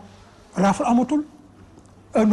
patrouille amatul ronde amatul man maa ngi fàttaliku bi may nekk commissaire de police tout jeune commissaire de police à Saint-Louis dama doon doxee soor ba nga xumbaaj alkaati yi nekk sama gannaaw ma départ ak ñëw commissaire ba si tànk lañ ko doon defee patrouille pratiquement ñetti fan yu nekk ñu def ko Dakar di nga jógee présidence de la République ba aéroport doo tas benn alkaati doo tas benn alkaati ça veut dire que pratiquement la ville est livrée à elle-même même yenn rafle yi nga xam ne ñu ngi koy def c'est bien beau ñu convoqué ay commissariat brigade gendarmerie ñu def opération combinée opération mixte télévision bi ñëw mais liggéey policier soxlawul télévision ça peut-être dans le cadre d'un reportage ñu war a def reportage peut-être ñu ne télévision ndàngam ñoo kay xool lu ñu liggéeyee mais jarul def publicité waaw devoir la boo xam ne ñi dañ ko war a def quelquefois même plus c'est discret mieux ça vaut parce que am na opération yu bëri rafle yoo xam ne buñ koy waajal gaañ ñi dañ ko yëg ñooñu si ñu jublu dinañ ko yëg donc ñi ñuy jàpp ñi ñu war a jàpp donc côté boobu aussi toujours pour respecter le principe de proximité moi je préfère commissaires yi seen bopp commissaire d'arrondissement yi commissaire urbain yi commissaire centraux yi ñu responsabiliser leen kii ne commissaire Pikine ñu jox ko nit yu doy jox ko jumtukaay jox ko oto yu doy essence bu doy moom moo xam secteur am muy def rafle muy def patrouille muy def ronde en fonction des nécessités du moment en fonction des impératifs de l'heure donc jarul ñu koy indil ay nit pour ñuy wër quartier bi te duñu jàpp kenn moom xam na heure boo xam ne xëy na bu mu jógee rek dinaa jàpp n'est-ce pas donc nañ leen dooleel vraiment encore une fois occasion la ma nekk ci plateau bi vraiment aussi ma gën leen a ñaax waaw parce que dañoo xam ne kenn waru leen décourager dañ leen war a ñaax parce que buñ leen décourager musiba am boo leen fragiliser te aussi daa xuma ni démotivation am na depuis bi ma la waxoon depuis radiation bi waaw alkaati yi nangatuñu def yenn parce que tout simplement et boo juumee ci seen liggéey ñu jàpp ko kaso jamono yii li ñuy dugal ci alkaati gendarmerie ci kaso amul benn régime boo xam ne defe na ko waaw ils sont pleins et kooku c'est un très mauvais exemple d'abord ça décourage ñi nga xam ne ñoo war a xeex mais ça encourage ñi nga xam ni voilà les malfaiteurs extrêmement et ça c'est extrêmement grave bu ma ñëwee léegi ci nu mu tuddati pour moyens yi sax damay def benn référence rek France temps yëpp ñu ngi doon coow alkaati yi ñu ngi doon def nañu marche ak yooyu lu tax parce que da leen ne état bi jublu seen situation parce que ñu ngi xeex ak ñoo xam ne vraiment ils sont surarmés ñu ngi xeex ak ñoo xam ne buñ leen gaañee wala buñ leen defaree ñoo bu leen kaso mais loolu na dat mais effectivement l'État a prêté une attention déglu na leen oo leen waxtaan ak ñoom c'est effectivement nu mu jëlee en compte seen revendications ça c'est très très important. la qualité des intervenants. Voilà effectivement maintenant pour ce qui est de la LOSI. bi ñuy wax ni LOSI bi. wax dëgg yàlla liggéey nañ ko de. moo doon tëdd nag ci benn tiroir LOSI bi dafa tëddoon ci benn tiroir situation bi xëy na moo tax léegi nag ñu sulli ko ça nag lay xaw a reprocher léegi autorité yi c'est que seen manque esprit anticipation ak farlu ci yenn mbir yi parce que c'est bien pensé LOSI bi xam nga lu mu doon moom mooy tënk sécurité intérieure Sénégal na mu war a doxe nu ko war a organiser li tax LOSI bi am dafa am ay constats yoo xam ne dañ ko def dañoo def situation géopolitique ak géostratégique ñu ne Sénégal menacé nañ ko si wàllu terrorisme cybercriminalité criminalité transfrontalière et cetera ñu ne ci wàllu interne gis nañ ko population baa ngi yokk proportion jeunes yaa ngi bëri urbanisation bi baa ngi bëri te mu ngi indi délinquance banditisme et cetera ñu dem aussi constater ni que moyens humains ak matériel des na ci wàllu police ak gendarmerie ñu dem gis la aussi ba action police judiciaire ak relation yu war a am entre yenn services yi ak yu bëri vraiment c'est dépassé par rapport au standard moderne yooyu yëpp tax na léegi ñu ne xaaral il faut que ñu seetaan nu ñu tabaxate suñu sécurité intérieure loolu moo indi LOSI bi LOSI bi nag d'abord wax ni dafa am sécurité publique sécurité civile ak sécurité de proximité. de proximité. léegi am na yoo xam ne mënu ma ko développer parce que dafay yàgg. mais li am solo. mooy dégg ngeen ni ñuy wax affaire contrat locaux de sécurité. ñuy wax affaire comité départementaux de prévention et de lutte contre la délinquance maa ngi gis sax ci journaux yi ñu bindee la délinquance juvénile. juvénile bi bokk ci. délinquance tout court rek. mais loolu boo leen fàttaliku. le 7 juin 2012. la ko président wax Saint-Louis ci conseil décentralisé. le 14 semaine bi ci topp mu dem Kaolack mu wax les contrats locaux de sécurité. kooku depuis 2012 la ba léegi ñaata at la du ñeenti at. si siège boobu tax la ñu wax ni gouvernance sécurité de proximité nañ ko mettre en place. gouvernance sécurité de proximité boobu. bi ñu demee di ko xalaat ba dem hôtel Terrou bi. di ko réfléchir parce que dama bokk ci nga xam ni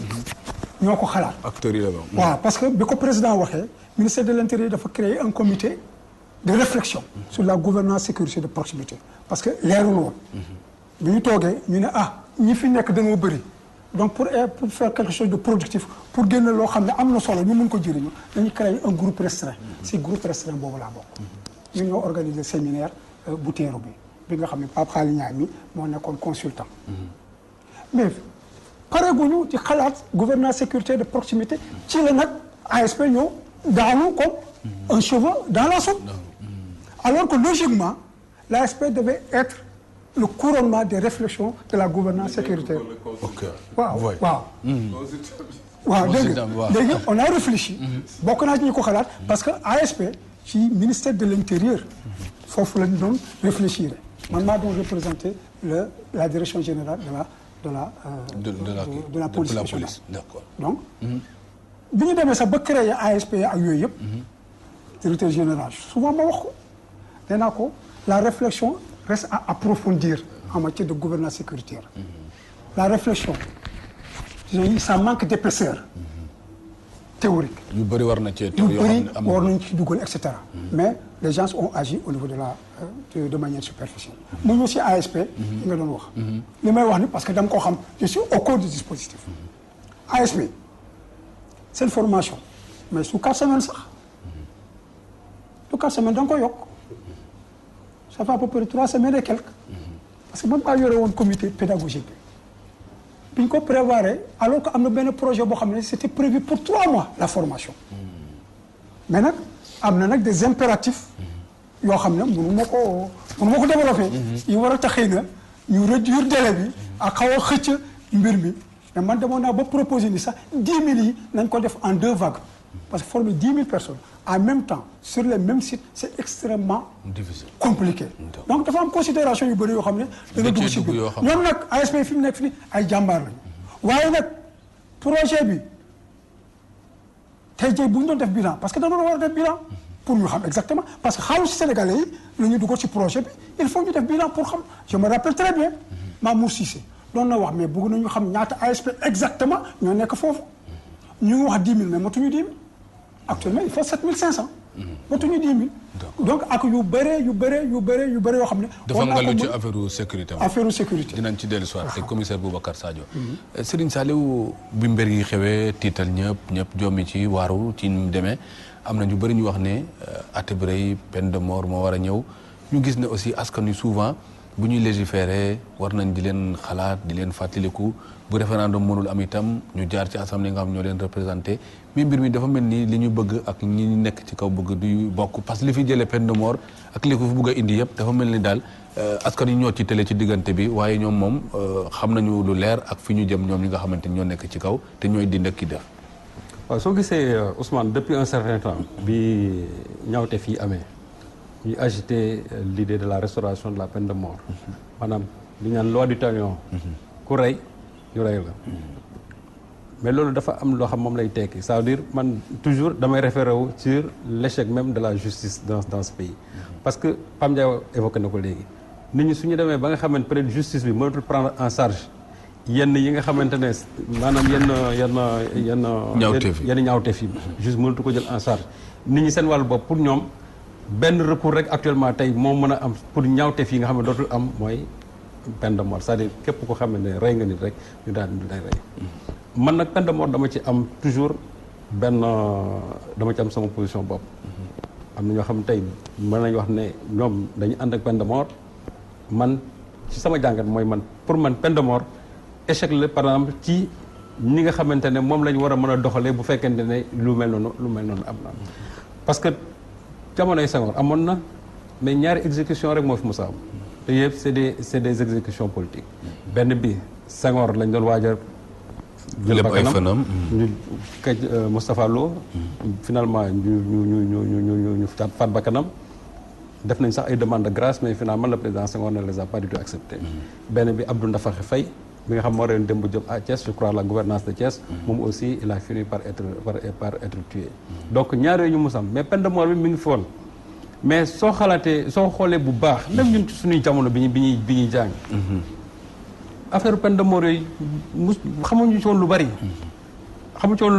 donc man j'ai l'impression que même temps Abdou Diouf ñi nga xamante ne tam daan nañ sax rey. est-ce que ñooñu daan nañ xalaat ne peine de mort mi ngi fi am. te dafa am ay psychologues yoo xam ne dañu wax ne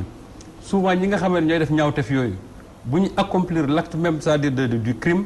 ci jamono yi sax du ñu xalaat ne ñoom peut-être am na benn sanction bu fekkee ne ba am nee nañ peine de mort am na fi xalaatuñu sax ne ñoom bu ñu reyee kii après seen wàllu bopp ñoom war nañ leen mën a rey. donc pour man je me dis que am na loo xam ne ni tey gouvernement bi en tout cas bu ñu ko taxee woon nit ñi bu fekkente ne am na ñaawteef yu mel ni am na ñoom seen xel ak xalaat du dem ci peine de mort rek. depuis 2012 maa ngi dégg le député Seydina Fall. moom il a toujours agité l'idée vraiment de la restauration de la peine de mort je crois sax defoon na benn proposition de loi en ce sens là. ba fan yi ci ginnaaw bi ñu reyee la vice-présidente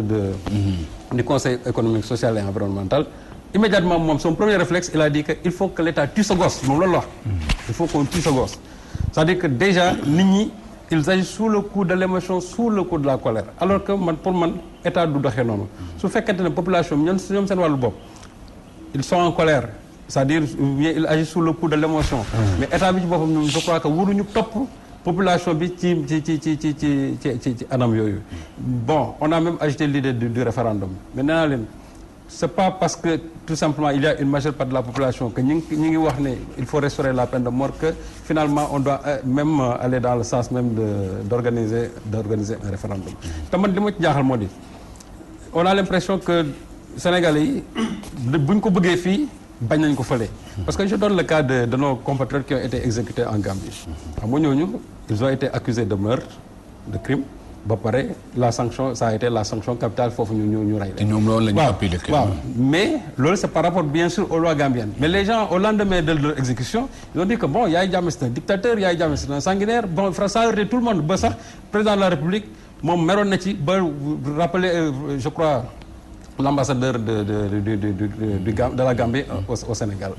nit ñi ñaawlu woon nañ loolu affaire boobu mais. par rapport aux lois et textes en vigueur qui sont en Gambie ñooñu parce que dañoo rey nit aussi ñooñu dañ leen waroon rey nit ñu ci bëri dañ c'est des exécutions yoo xamante ni peut-être jaarul fi nga xam ne foofu la waroon mën a jaar mais ñoom atte nañ leen ci loolu tey am na suñu benn compatriote boo xam ne moom moo nekk Arabie Saoudite muy Mbayang Diop bi nga xamante ne rey na moom tamit ki nga xamante ne moom loolu dañuy liggéey njaatikeem foofu déjà ñu wax ne condamnation à la peine capitale mais depuis lors il y a toute une mobilisation ONG Sénégal gi yëpp les gens sont mobilisés pour dire que nañ baal Mbayang Diop que même sax bu fekkee ne dañ ko war a rey foofu nañ ko jël commuer peine bi bon commuer ko je crois une peine à perpétuité donc su fekkente ne tey ñun dañu bëgg peine de mort fii mais bëgg nañ ko fii mais bañ nañ ko feneen encore donc man je dis que aussi il faut que les gens quand même soient conséquents parce que su fekkente ne rey da nga rey nit par rapport dañ lay juger par rapport aux lois et aux textes en vigueur ci réew mi nga xam ne tey foofu nga nekk. su fekkente ne peine de mort dafa mën tey Sénégal mu am ay étrangers ñëw fii def fi ñaawteef yooyu fii lañ leen war a mën a juger appliquer leen aussi la peine capitale comme ça s'est fait récemment en Indonésie. donc ma jàpp ne daal li ñuy wax depuis un certain temps naan peine de mort pour mën a kii ñaawteef yi pour man. c'est un meurtre de plus rek bu fekkente ne dañuy rey ñi nga xamante ne ñoom ñooy rey état bi war na mën a benn politique boo xamante ni sécuritaire de sorte que rey moom c'est-à-dire mënul ñàkk ci société parce que loolu mook société ñooy ànd mais dañuy xool toujours ni nga xamante ne moom lañ koy war a mën a limiter parce que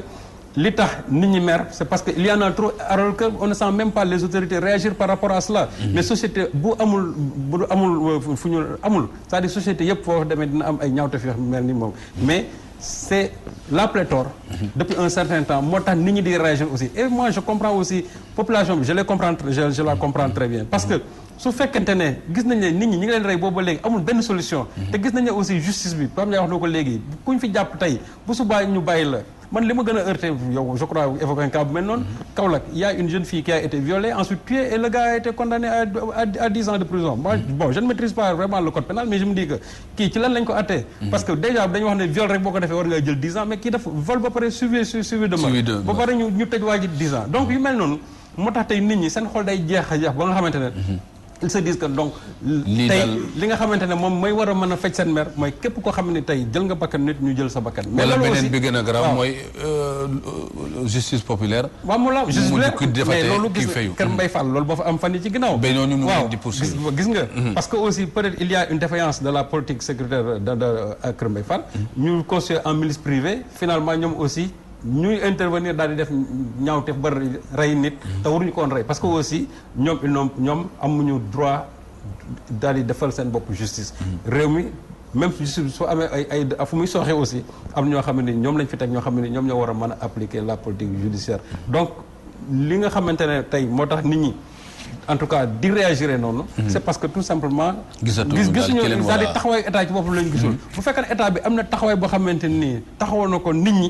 su boobaa je crois que nit ñi duñu agiter l'idée de la peine de mort mais nag peine de mort boo gisee ñu koy agiter c'est parce que tout simplement vraiment rey yi bari na te gis nañu aussi presque du mujj ci dara ñi des fois nit ñi sax duñu leen jàpp et puis noonu comme ça loolu aussi dafa yomb moo tax vraiment il faut que état bi ñoom réfléchiraat bu baax sur li nga xamante ne moom moo am nii sur la politique sécuritaire parce que il faut assurer la sécurité des biens des personnes tant que loolu defuñu ko lu mel ni su amee nit ñi sur le coup de l'émotion et de la colère dinañu def sax loo xamante ne waaw li ñuy wax ay mooy dérive la ku jël bakkan nit na jël tout simplement sa bakkan Pape Ndiaye parce que ci fan woowu dañ gis ne aussi comme ni ko Sëñ Saliou waxee nangu nañ ko fee bañ nañ ko fii mais terewul yàlla moom lu mu wax rek presque boo ko jégee wala nga bañ ko nga gis safaan gi gis nañ ne ci mujj gi bi coow li bëree Gambie am na ñu fa bàyyi ñu ñib si ñu mujj jéggal leen mais mbokk ñi ñu rewoon fii itam nee ne nañ leen di ñoom itam nañ leen di def parce que ñàkk nañ seen mbokk kii reyuñ ko te ñoom mu ngi doxantu ci biir dëkk bi mooy li mu wax frustration yi muy jur leneen li aussi quelle que soit la volonté lu mu am doole aussi il faut mu ànd ak fermeté boo xamante ni itam da nga koy nangu parce que yaa jamee sourde oreille bi mu defoon moo tax mu jot a def loolu waaye bu fekkoon ay yuuxu ak dédd rek mu am mel ni nag ci réew mi am na ñoo xam ne boo fi waxee waxu ay kii def na ñaawteef nañ ko corriger wala nañ ko jox peine am na ñuy jóg ne sanction boobu du fi amee ni ngay jàkkaarloo ak nit ñooñu aussi yaakaar naa volonté politique la mais aussi fermeté la. waaw yaakaar naa ni régime bi nga xamante ne moom moo fi nekk ñoom seen position sur la peine de mort leer na ndax dégg nañ fi 2 déclarations yoo xam ne bi ci jiitu le ministre de la justice moo ko def ñaareel bi mooy le président de la république le ministre de la justice bi mu demee assemblée nationale ñu doon voté loi lu jëm ci wàllum réforme code pénal ak code de procédure pénale maître El Hadji Diouf interpellé na ko si par rapport à la peine de mort ak yeneen député mais tontu bi mu leen ci indil dafa leer nañ mooy maanaam peine de mort jaruñu ko fii delloosiwaat parce que dëkk yi koy argument bi mu joxe mooy dëkk yi ko nga xamante ne ñoom dañ ko fay appliquer sax terewul rey gi dafa bëri deuxième position bi mooy bi nga xamante ni gis nañ ko ci communiqué conseil des ministres bi nga xamante ni génn na dem ndaxte ci lu ko jiitu bi président de la république demee di jaale soxna si faatu mi ngi doon wax ni daan yi dinañ ko gën a yokk ba décourager ñi nga xamante ñoom ñoo def kat yi mais ba léegi waxul ne dinañ delloo si peine de mort donc voilà 2 déclarations yoo xam ni dafa leeral clairement position régime bi fi nekk tant que régime bi mi ngi fi moom bu kenn xalaat peine de mort ñu indiwaat ko fi même bu fekkente ni par ailleurs bon am na ci ñu bëri ci population boobu nga xamante ne ñoom loolu mooy li nga xamante ne moom mooy seen sàkkuteef maanaam ñu delloo si li nga xamante ne moom mooy peine de mort pour jeexal rey gu bëri bi nga xamante ne wax nañ ko fi xam nga léegi ci tàmbali bi dama la limal juróom mbir yoo xamante ne day waral insécurité bi mais dafa am beneen bu mu la ci doole parce que bi may wax ci wàllum grâce li nga xamante ni seetlu la te loolu moom à partir de maintenant na ko ñëpp seetlu à chaque fois ñeenti occasion yi saa yu jàllee insécurité bi day taqarnaase ci dëkk bi muy feetu tabaski muy feetu korité muy feetu 4 avril ak tamit buñ at bu bees bi nouvel an 1er janvier ba jëm fi ñuy bàyyi leen nit ñi exactement loolu mooy li koy justifier dañu seet na 4 occasions yi mooy 4 occasions yi nga xam ne ci la ñuy def mayee grâce présidentielle te saa yu ñeenti xew-xew yooyu jàlleer dañuy seetlu ne insécurité bi day bëri trop ci dëkk bi bu dul agression di agression suivie de mort d'homme wala ay cambriolage wala ay braquage wala tamit ay yeneen mbir yoo xamante ne mbir yu doy waar la loolu moom à partir de maintenant na ko nit ñi seetlu dinañ ko gis. mel ni am na récidiviste yoo xamante ne mérité wuñ daal ñu leen di. man loolu moo ma jaaxal récidiviste yi nga xamante ne à chaque fois dañ leen di may mesure d'élargissement yooyu noonu. vraiment gis nga am na loo xamante ne ñëpp acteurs de la justice praticiens yi bokk ñoom gis nañ ne loolu moo koy indi parce que depuis ba ñu fiy supprimer bi ñu indee réforme de 2008 sur la cour d'assises bi nga xam ne moo fi jëlee woon ay jurés populaires ak yi. enquête de personnalité dañ ko dindi léegi. parce que bu njëkk boo ñëwaan avant ñu lay juger xool ndax li tax nga def dañuy def enquête de personnalité xool sa jaar-jaar sa cursus scolaire sa ndaw ci lan nga ko passé pour jéem a gëstu kii lan moo ko waral mu def lu mel nii te enquête de personnalité boobu moo doon leeral kii est-ce que mës nañ ko tëj wala déet mais léegi amatul l'enquête de personnalité est devenue facultative en matière criminelle loolu tamit ñu bëri gis nañ ni wax dëgg yàlla bokk na ci lii tax ñi nga xamante ne ñoom ñooy defkat yi seen passé pénal wala boog seen passé carcéral par exemple duñ ko xam justice dañ koy ëmpale te loolu ça pose problème leneen li ma ciy dolli Ousmane te vraiment je suis au regret de le dire mooy Sénégal enquête li ñu tuddee enquête judiciaire man j'estime que enquête judiciaire dëggantaan amu fi li français di wax enquête ENQUE accent chapeau TE amul Sénégal li fi am mooy ay PV d'audition lañ lay indil PV audition confrontation looloo fi am parce que exemple bi ma ci joxe mooy damay fàttaliku boo demee am na benn session cour d'assises 2010 bu fi amoon parce que dafa am benn xale bu jigéen bu tudd Seynabou Seck bu ñu reyoon ba pare suul ko benn tool bu nekk Kër Ndiaye Lo bañ ko benn xaj moo ñëwoon sax sulli ko bañ ko sullee si moom fekkuñ ci moom ay bopp fekkuñ ci ñaari tànk takk der bi ñu ñëwee te foofu ay tool yu bëri ñoo fa nekk tool bi ñu suul xale yi ñi moom tool bi ñetti nit ñooñu la ñu jàpp defeere leen yemale fa enquête bi mais bañ demee ba cour d'assises bi ñu leen jugé dañ leen acquitté ñoom ñett ñëpp lañ acquitté te li ma ci gën a marqué mooy avocat général bi mu jëlee cadre di def réquisition dafa naqarlu ñaawlu ni ñu defee enquête bi parce que dafa ni enquête bi c'est trop légère dañu bâcler enquête bi parce que mënoon nañu gëstu na xool ndax reyewuñ ko feneen ñëw indi ko suul ko ci biir tool boobu mais le fait que ñu yemale enquête bi ci biir tool boobu rek vraiment say day wane faiblesse yi nga xam ne par exemple day enquête ci day am ci enquête yi te loolu benn cas la rek parmi tant d'autres à chaque fois cour d'assises wala chambre criminelle saa yu avocat généraux jëloo parole di def réquisition dañuy naqarlu ñaawlu maanaam loolu nga xamante ne moom mooy enquête yi ñu jul xóotal te loolu sax muy jur li nga xamante ne commissaire évoqué na ko léegi parce que bu fekkente ne dafa di joxe na pourcentage 92% crimes yi nga xam dañ koy élucider mais il y a beaucoup de cas yoo xamante ne ba léegi du leer surtout les crimes rituels yooyu moom kenn mu saa yu amee Sénégal duñ ci am résultat gis nañu kaaw Fama Niane ba mu amee ba léegi ñaata at la est-ce que am na lu ci bees que ñu njëkkoon jàpp ndekete woon du ci woon dara fausse piste la woon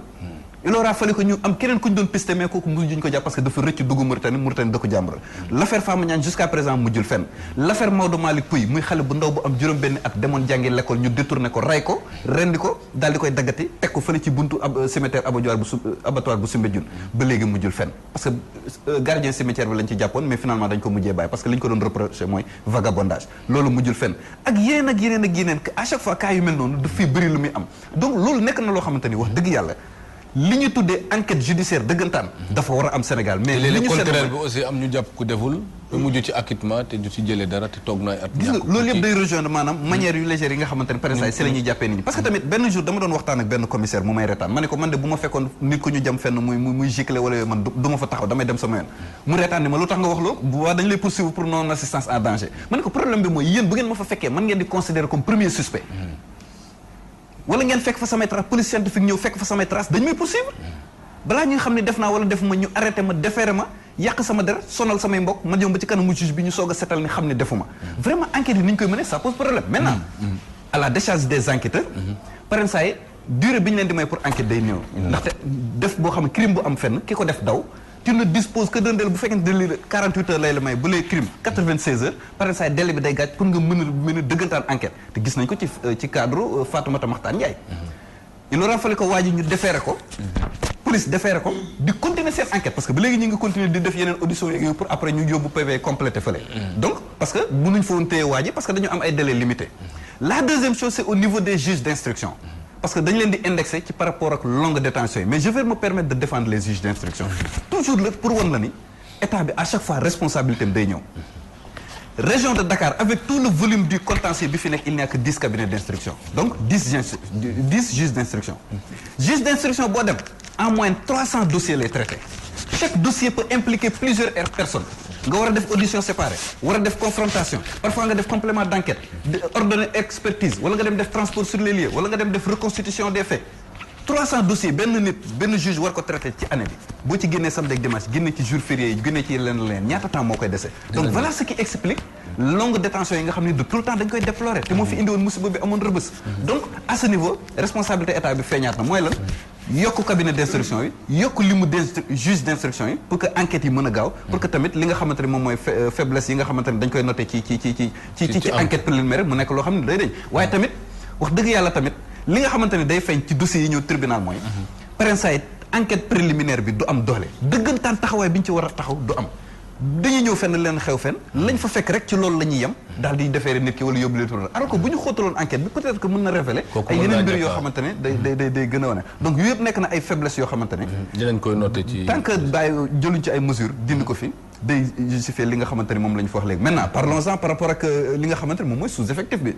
bon pour des raisons de sécurité je vais pas me permettre de révéler le nombre de policiers au Sénégal mais ñun ñëpp xam nañ ni effectif bi dafa manqué par rapport ak population te insécurité aussi du police rek moo koy taxawee gendarmerie également am na ci wàll damay jël exemple région de Dakar Dakar il y a des zones yoo xamante ne dépourvues de peut-être de commissariat wala de brigade am na ci secteur yoo xam ne population bu fa dara xewee dañuy am d'énormes difficultés xamuñu ban police la ñuy dem xamuñu ban gendarmerie la ñuy dem à travers les reportages jamono yële ci wees Walfadjri defoon na fi benn reportage ci zone d'insécurité yi bañ demee tàllal micro waa Colobane li ñuy wax mooy lu leen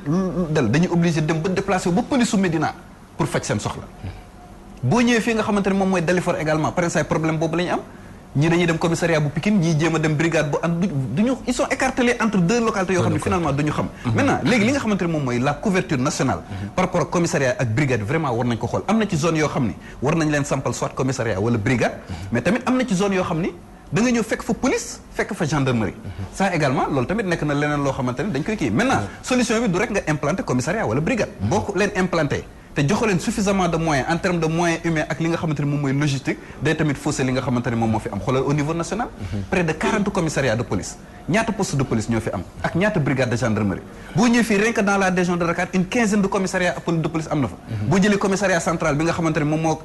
coiffé commissariat d'arrondissement yi nga xamante ne moo féete Plateau Rebeuss Médina Dieuppeul Point E Parcelles Assainies ak tamit léegi bi nga xam ne moom mooy Grand Yoff léegi poste de police bi érigé nañ ko en commissariat parce que Parcelles Assainies lañ ko rattaché woon donc voilà autant de mesures yoo xam ne war nañ ci jël maintenant léegi bi ma lay tuddal léegi les zones d'insécurité mën nañ ci dolli tamit vraiment foofu tamit wax dëgg yàlla patrouille ak rafle yi war na fa taqarnaase pour sécurité bi gën fa delloo soit mooy zone seras bi foofu li nga xam spécialistes yi xam nga lañ ko tuddee dañ ko tuddee le triangle de la délinquance wala boog l'épicentre de la délinquance parce que am na heure yoo xam ne bu xasee ba jot kenn ñemoo fa circuler ba pare ñi nga xam ne ñoom la ñuy tuddee les repris de justice maanaam ñi tëdd kaso ba génn foofu mooy zone yooyu la ñuy opérer yor ay gànnaay di agresser nit ñi di rey nit ñi par exemple ñu agressé la duñu fekk si yow dara par exemple pour des sommes modiques ay 1000 francs 2000 francs lañ lay agressé rey la par exemple duñu fekk ci yow dara circulation arme blanche yi tamit war nañ xool également ñu koy réglementé ba mu gën a de Papa Ndiaye ministre Bamba Ndiaye ci yi nga xam ne tey xew na léegi nag nit ñi commencé nañ encore di ubbiwaat seen bët ba nit ñi naan peut-être yaakaar nañu tey ay matuwaay yu day sëkk ñëwaat ci réew mi mais matuwaay yooyu aussi bu fekkente ne yëkkati nañ ko tey te itam fi ñu ko war a yóbbuwuñ ko fa parce que da ngay gis ne ci biir Sénégal tey am na ñu fiy dugg si am na ñeneen ñoo xamante ni itam biñ fi ñëwee ak léegi am nañ fa ay këyit yoo xamante ne tax na leen ñu mën fee toogaay boo xamante ne peut-être àndatul ak saytu yooyu aussi contrôle boobu nga xam ne dafa war ci nit ki vraiment li ñu nekk réewu teranga aussi ñu xool ni ñuy saytoo nit ñi fiy toog ak ñi fiy nekk parce que ñu ngi yeesalaat ay carte d'identité di wax carte biométrique mais ci biir loolu dina am ñu profité yoo xamante ne jaroon na ñu xoolaat seen i cas mais presque day nekk lu jàll te autre côté boobu est-ce que politisation bi aussi nekkul loo xamante ni day jouer loolu ci sentiment nit ñi. waa dëgg la Ousmane Sénégal dama wax ne problème yu bari politisation boobu nga tudd moo koy xaw a yàq même recrutement yi on l'a dit tout à l'heure ASP bi ñu leen di recruter defe naa ne coow li ku nekk déggoon na ko ñu bari jàpp nañ ne ay clientèle politique souvent la ñuy jox favori mais dañu tudd ASP rek mais yemul foofu ci domaine boo seet rek presque politisation ba ma nga fa politisation à outrance boobu c'est-à-dire dafa dem ba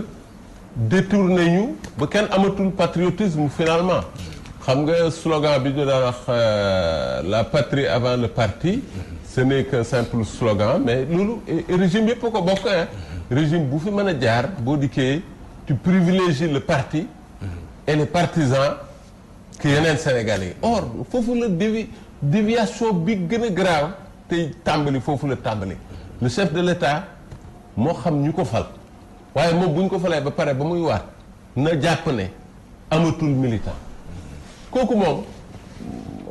xaw ma assise la mu recommandé mais même avant les assises c'est-à-dire kooku notion réew même moo ko bañ bu la xasee ba fal tu es là pour l'État on t'appelle le chef de l'État ou le président de la République ou un ministre de la République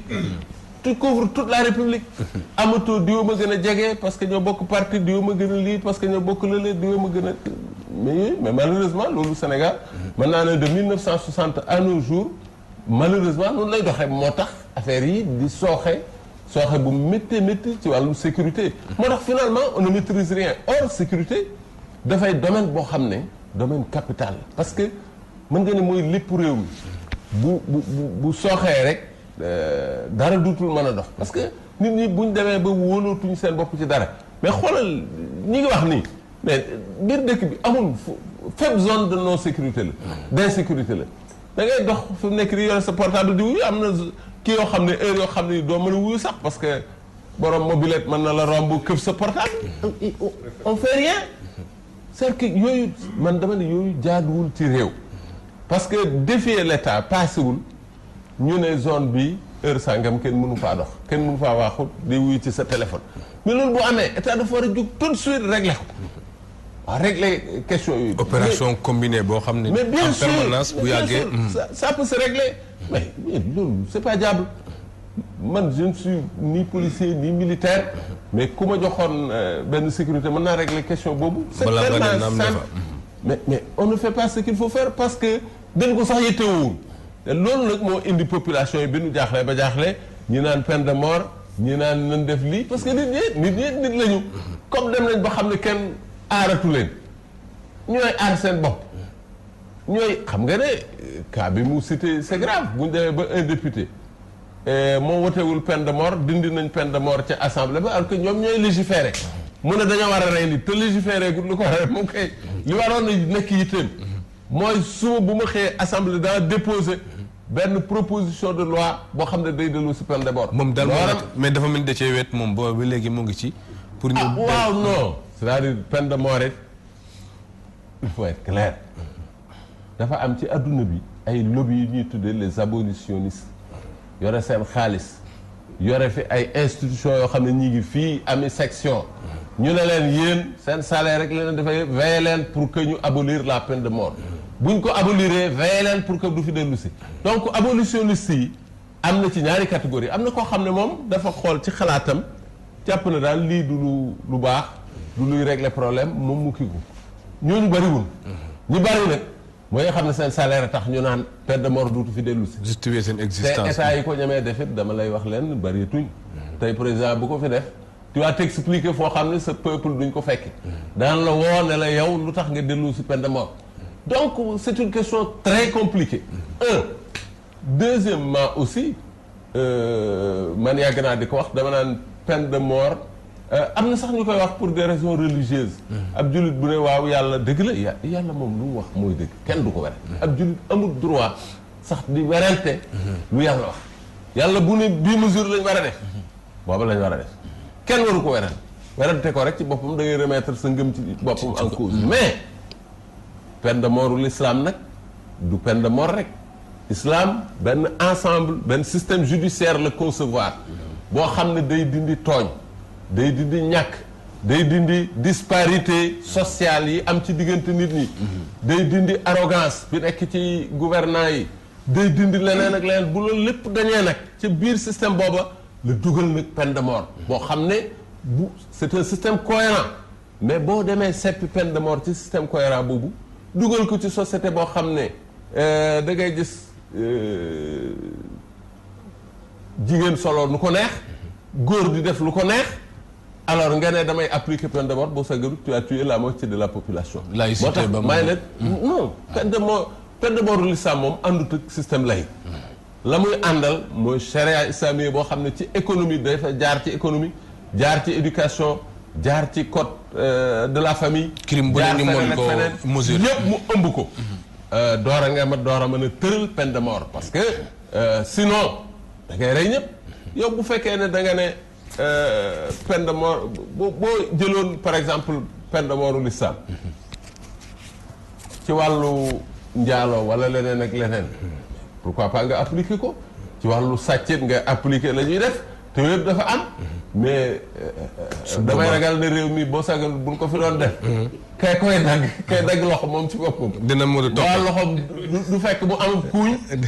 ba du mën a dagg loxo kenn loolu mooy réalité bi donc effectivement système complet et global bu l'islam moom ku ko jël man je suis jarul sax wax boo xasee ba adhéré ci l'islam adhéré nga ci système boobu moom c'est un système complet àndut ak laïcité xamut laïcité da nga koy teg bu ko defee mu régir toute la société mais bu dul loolu nag seppi ca benn atte bëgg ko dugal ci dans un environnement laïque foog ne dana opérationnel aussi da ngay nax sa bopp te du def lu dul yokk ay crime donc nit ñi man dama ne affaire bii am nii la solution nañu wax c'est l'État et sa politique sécuritaire nañu ko xoolaat bu baax nañu xoolaat priorité yi tudd nañ ko léegi mbirum terrorisme ak yeneen maanaam France day jóg rek am problème am di ca kërti ñu jóg topp ko wala mu yeeñu nañu jóg leen daw ñu ne lu ñuy dàqee mu ne jóg leen daw rek ba pare daa leen ko wax nga jóg di daw te xamoo lu la dàqee loolu moo ñu dal en vérité presque noonu la ñuy fonctionner man xam naa bu baax ne mbirum terrorisme c'est vrai du ma wax carrément ne amul ay velléité amul ay kii am na mais loolu lépp ci sàggante la ba mu amee du tey xanaa sécurité amu fi woon waru toog ba keneen di la ko wax mais li looluy am ci état embryonnaire boobu mu nekk gis naa ne beneen priorité Sénégal tey mooy agression yi parce que agression yi terrorisme du def lu rey nit moo tax ñu bañ ko agression yi day rey nit donc c'est une forme de terrorisme même nañ ko tuddee loolu nañ ko boole ci terrorisme bu ko defee ñiy def agression yi ñu jàppaleen comme ay terroristes parce que en fait c'est des terroristes ñooñu terroristes yi te agression yi du jeex jël alalu nit léeg-léeg nga boole alal ak bakkan yóbbaale cas bi ci mujj nii cas bi ñuy wax nii alal la ko taxoon muy kii ba yóbbu na bakkan yeneen cas yi tey ñiy wax Dakar rek mais insécurité léegi ci àll bi la gën a bari ci Dakar boo demee man Jolof laa dëkk boo demee Jolof tey sàmm yi kenn mënatu la kii boo sa nag sax da ngay nag wala xar boo ko yeewee guddi te ñu di ko yóbbu kenn du la jàppale tu ne peux rien faire dégg nga ñu mujj yokk nañ peine yi man balaa may kii état problème am état naan damay yokki peine mais loolu du taxawaayu état criminalisé nañ ko mais loolu bu du taxawaayu yàggul état peine yi sax yokk ko wàññi ko kooku beneen pouvoir a ko yore c'est le pouvoir législatif le pouvoir exécutif loolu du rôlam loolu du rôlam chef d'état man jàpp naa wax nañ tëj nit nangami at nañ yokk lii déedéet du rôlam loolu rôle waa assemblée la ñoo ñëwee légiférer xam nga les fonctions sont bien réparties mais yow lii sa rôle man de leen ma jox ci doole leen ma jox ci force danaa ko utiliser ba fexe ba problème bii duutu fi am ka war a légiférer rek moom moo war a xool moom wala nga yóbbu est-ce que daa war a- say projet de loi te nangu koo jëfee parce que criminalisation boobu Celui qui légifère ici, il est sous la coupe de l'exécutif. mais oui l'exécutif fait des projets de loi yoo dama xam naan ne sax aussi dama naan chez nous avons un président législateur gis naa kaaw Ibrahima Seye ci wàllu terrorisme bu ñu ko attee président taxaw fële kiiagut Hissène ne liñ Habré ko aussi tëj daa ñun dafa tuuti diis. par contre liñ tëj après jàpp nañ dafa bari ñu daal di def appel tëjaat nañ Ibrahima Seye yokkaatal ko 1 an affaire Samba Sow mii dégg naa mu ne bala bu ko defete ragal naa ne buñ ko attee woon tey boo sàgganul ñi ngeen di wax ne dañoo rey nit ñu tëj leen juróomi at gëm naa ne moom du ci bokk parce que déjà l'exécutif apparaît or ça c'est le pouvoir du législatif légiférer dafa am ko moom dans un pays organisé am na ñu war a légiférer c'est le rôle de mais comme l'Assemblée est inexistante effectivement moo tax xam naa chef de l'État Substitué wu mu ne il faut ma jël seen place benn yoon defal leen ko parce que sinon duñu ko def duñ ko mën a def ministre Bamba Ndiaye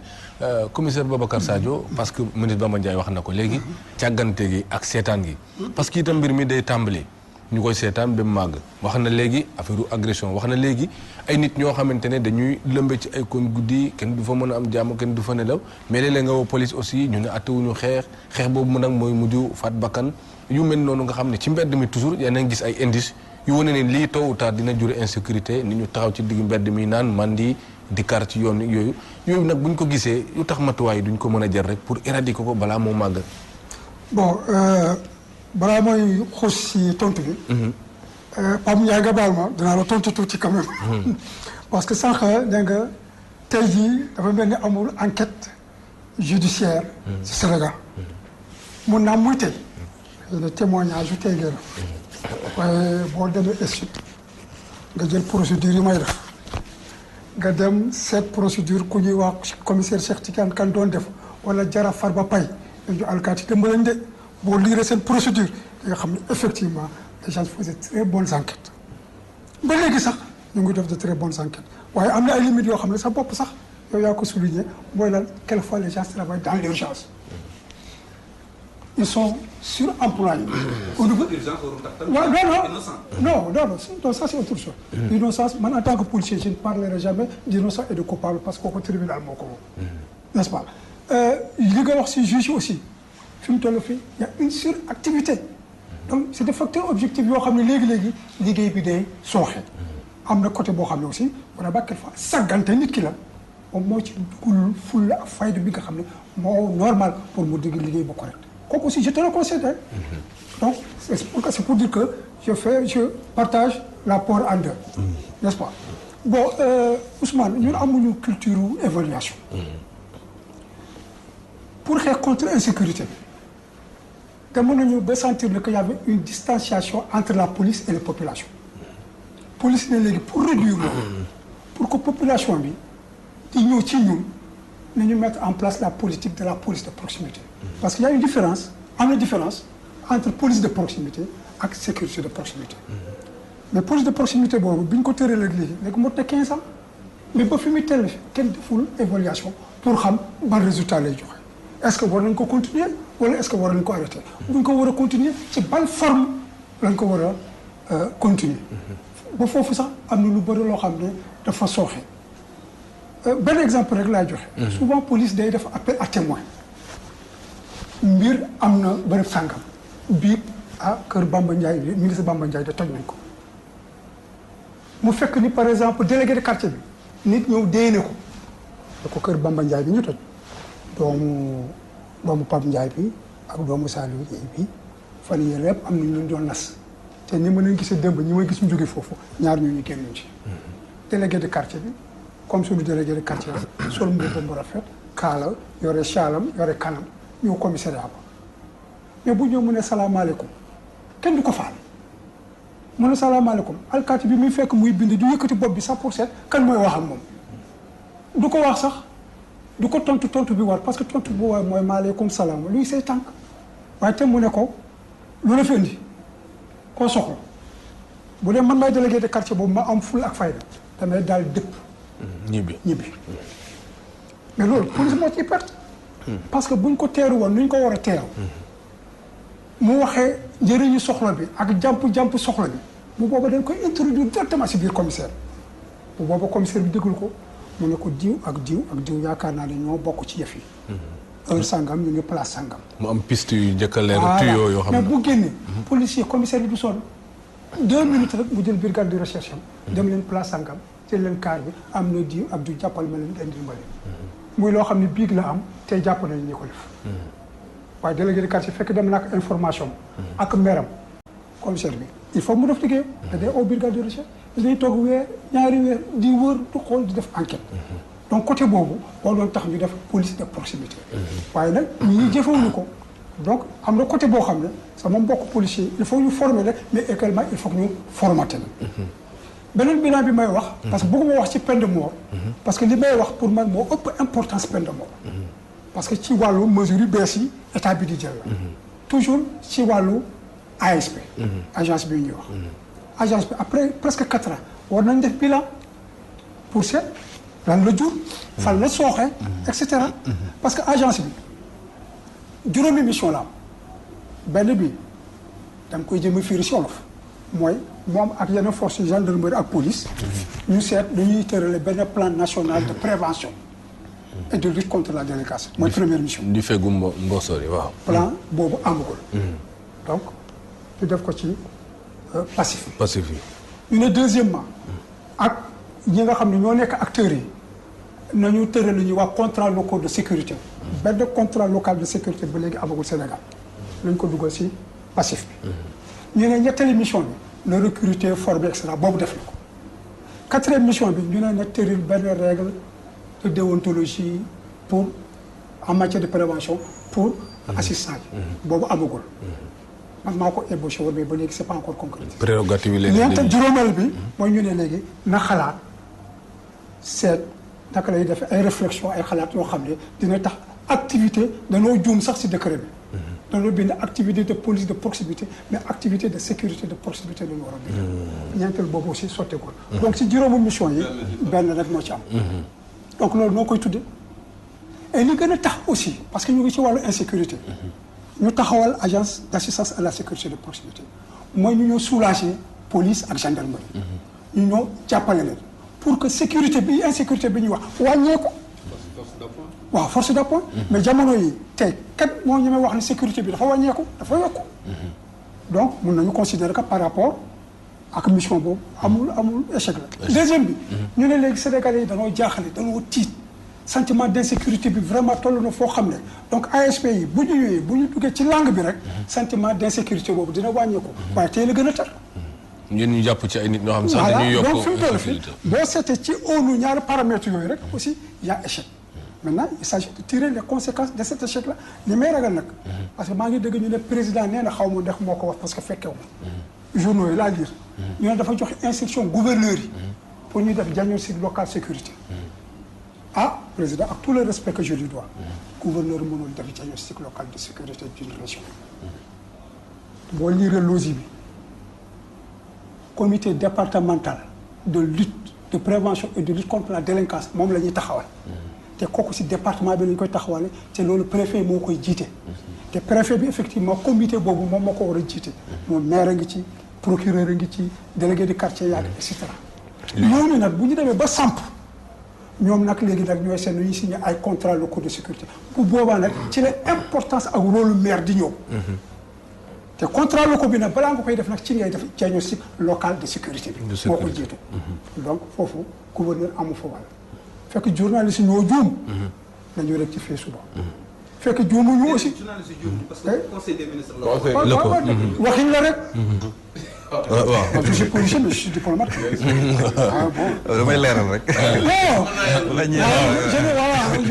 bu fekkee waaw. voilà. gannaaw loolu la c'est pour dire c'est que damay bañ. ñu def la charrue avant le bœuf. avant les bœufs. comme li ñu defoon rek yàkkamti parce que bi keroog bi ñu annoncé ni dañu def comité départemental. à Kaolack. am na préfet boo xam ne 3 jours après rek dafa convoqué réunion. qu'on mette en place. donc yi ñuy wax ni yëpp balaa muy am loi bi nañ ko voté. fii ak voté wuñu loi bi loolu du mën a am. gouverneur du mën a def diagnostic. d'accord n'est-ce pas. donc yooyu dama ko leeraloon. pour que citoyens yi xam ni parce que ça va faire l'objet de débat. fan yii yëpp dañu ko waxtaane mais ma gindi citoyens yi tuuti pour ñu xam ñoom autorité aussi ma dimbali leen. parce que quelquefois président lu ñu koy wax la loo xam ne xëy na du ko mën a maîtriser aussi. voilà donc aussi mu xam ne xëy na am na wax ju mu waxul ah seet léegi nu muy waxtaan ak kilifa pour seet léegi nu ñu koy jubante. yaa ngi doon wax léegi ne waxin la ci seen liggéey aussi est-ce que yéen du ngeen di def seen liggéey ba mu pare ba ngeen paqueté ko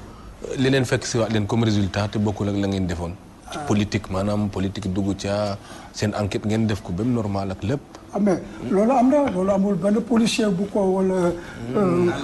policier non léegi waaw c'est-à-dire que on a un devoir de réserve. Bon on nous interdit disons de divulguer waaw yow tu am na devoir nga rek def nga sa liggéey pare nga nu mu waree xam nga ni fii la war a jaar am na doole bu lu ëpp sa sañ-sañ ne la defee ko ni defee ko ni defee ko ni et bien quelquefois tu es obligé de le faire. d'accord waaw quelquefois aussi nga jëngu waaye aussi booba tax nga nangu rek li la ci nga góob li la ci loo ci góobee daal nga man foofu moom damay këf moom laaj bi nga ko laaj maa koy tontu waaw dans l'affaire Bassirou Faye moo tax gis nga enquête bi ñu def ci l'affaire Fatoumata Mokhtar Ndiaye wax dëgg yàlla li am moom ñëpp ko ñaaw parce que c'est inadmissible li ñu ko def dafa ñaaw kenn rafetlu ko mais man j'ai des doutes par rapport ak enquête bi ni ñu ko tëralee parce qu'on a vu l'affaire Bassirou Faye étudiant bi bañ ko reyee tout au début ñëpp dañu gëm la woon ni wéy tombon waali la ñu ne wéy nous tenons le bon suspect ñëpp jàpp ne tombon waali la mais bañ demee ba ci biir gis nañu la fa xew. il aura fallu que maître Assane Dioma Ndiaye introduire une plainte avec constitution de partie civile auprès du doyen des juges pour que doyen des juges inculpe 2 autres policiers muy Saliou Ndao ak Bogale. mais biñ demee ba instruction bi jeex doyen des juges dafa may kii Tombong Wali non-lieu ba pare may keneen ki tamit non-lieu parce que bi mu defee appel bañ demee ci kaw tamit dañu confirmer waat loolu setal Tombong Wali alors que au début moom la ñu considéré woon comme le bon suspect. Donc ça veut dire que c'était une fausse piste de l'enquête.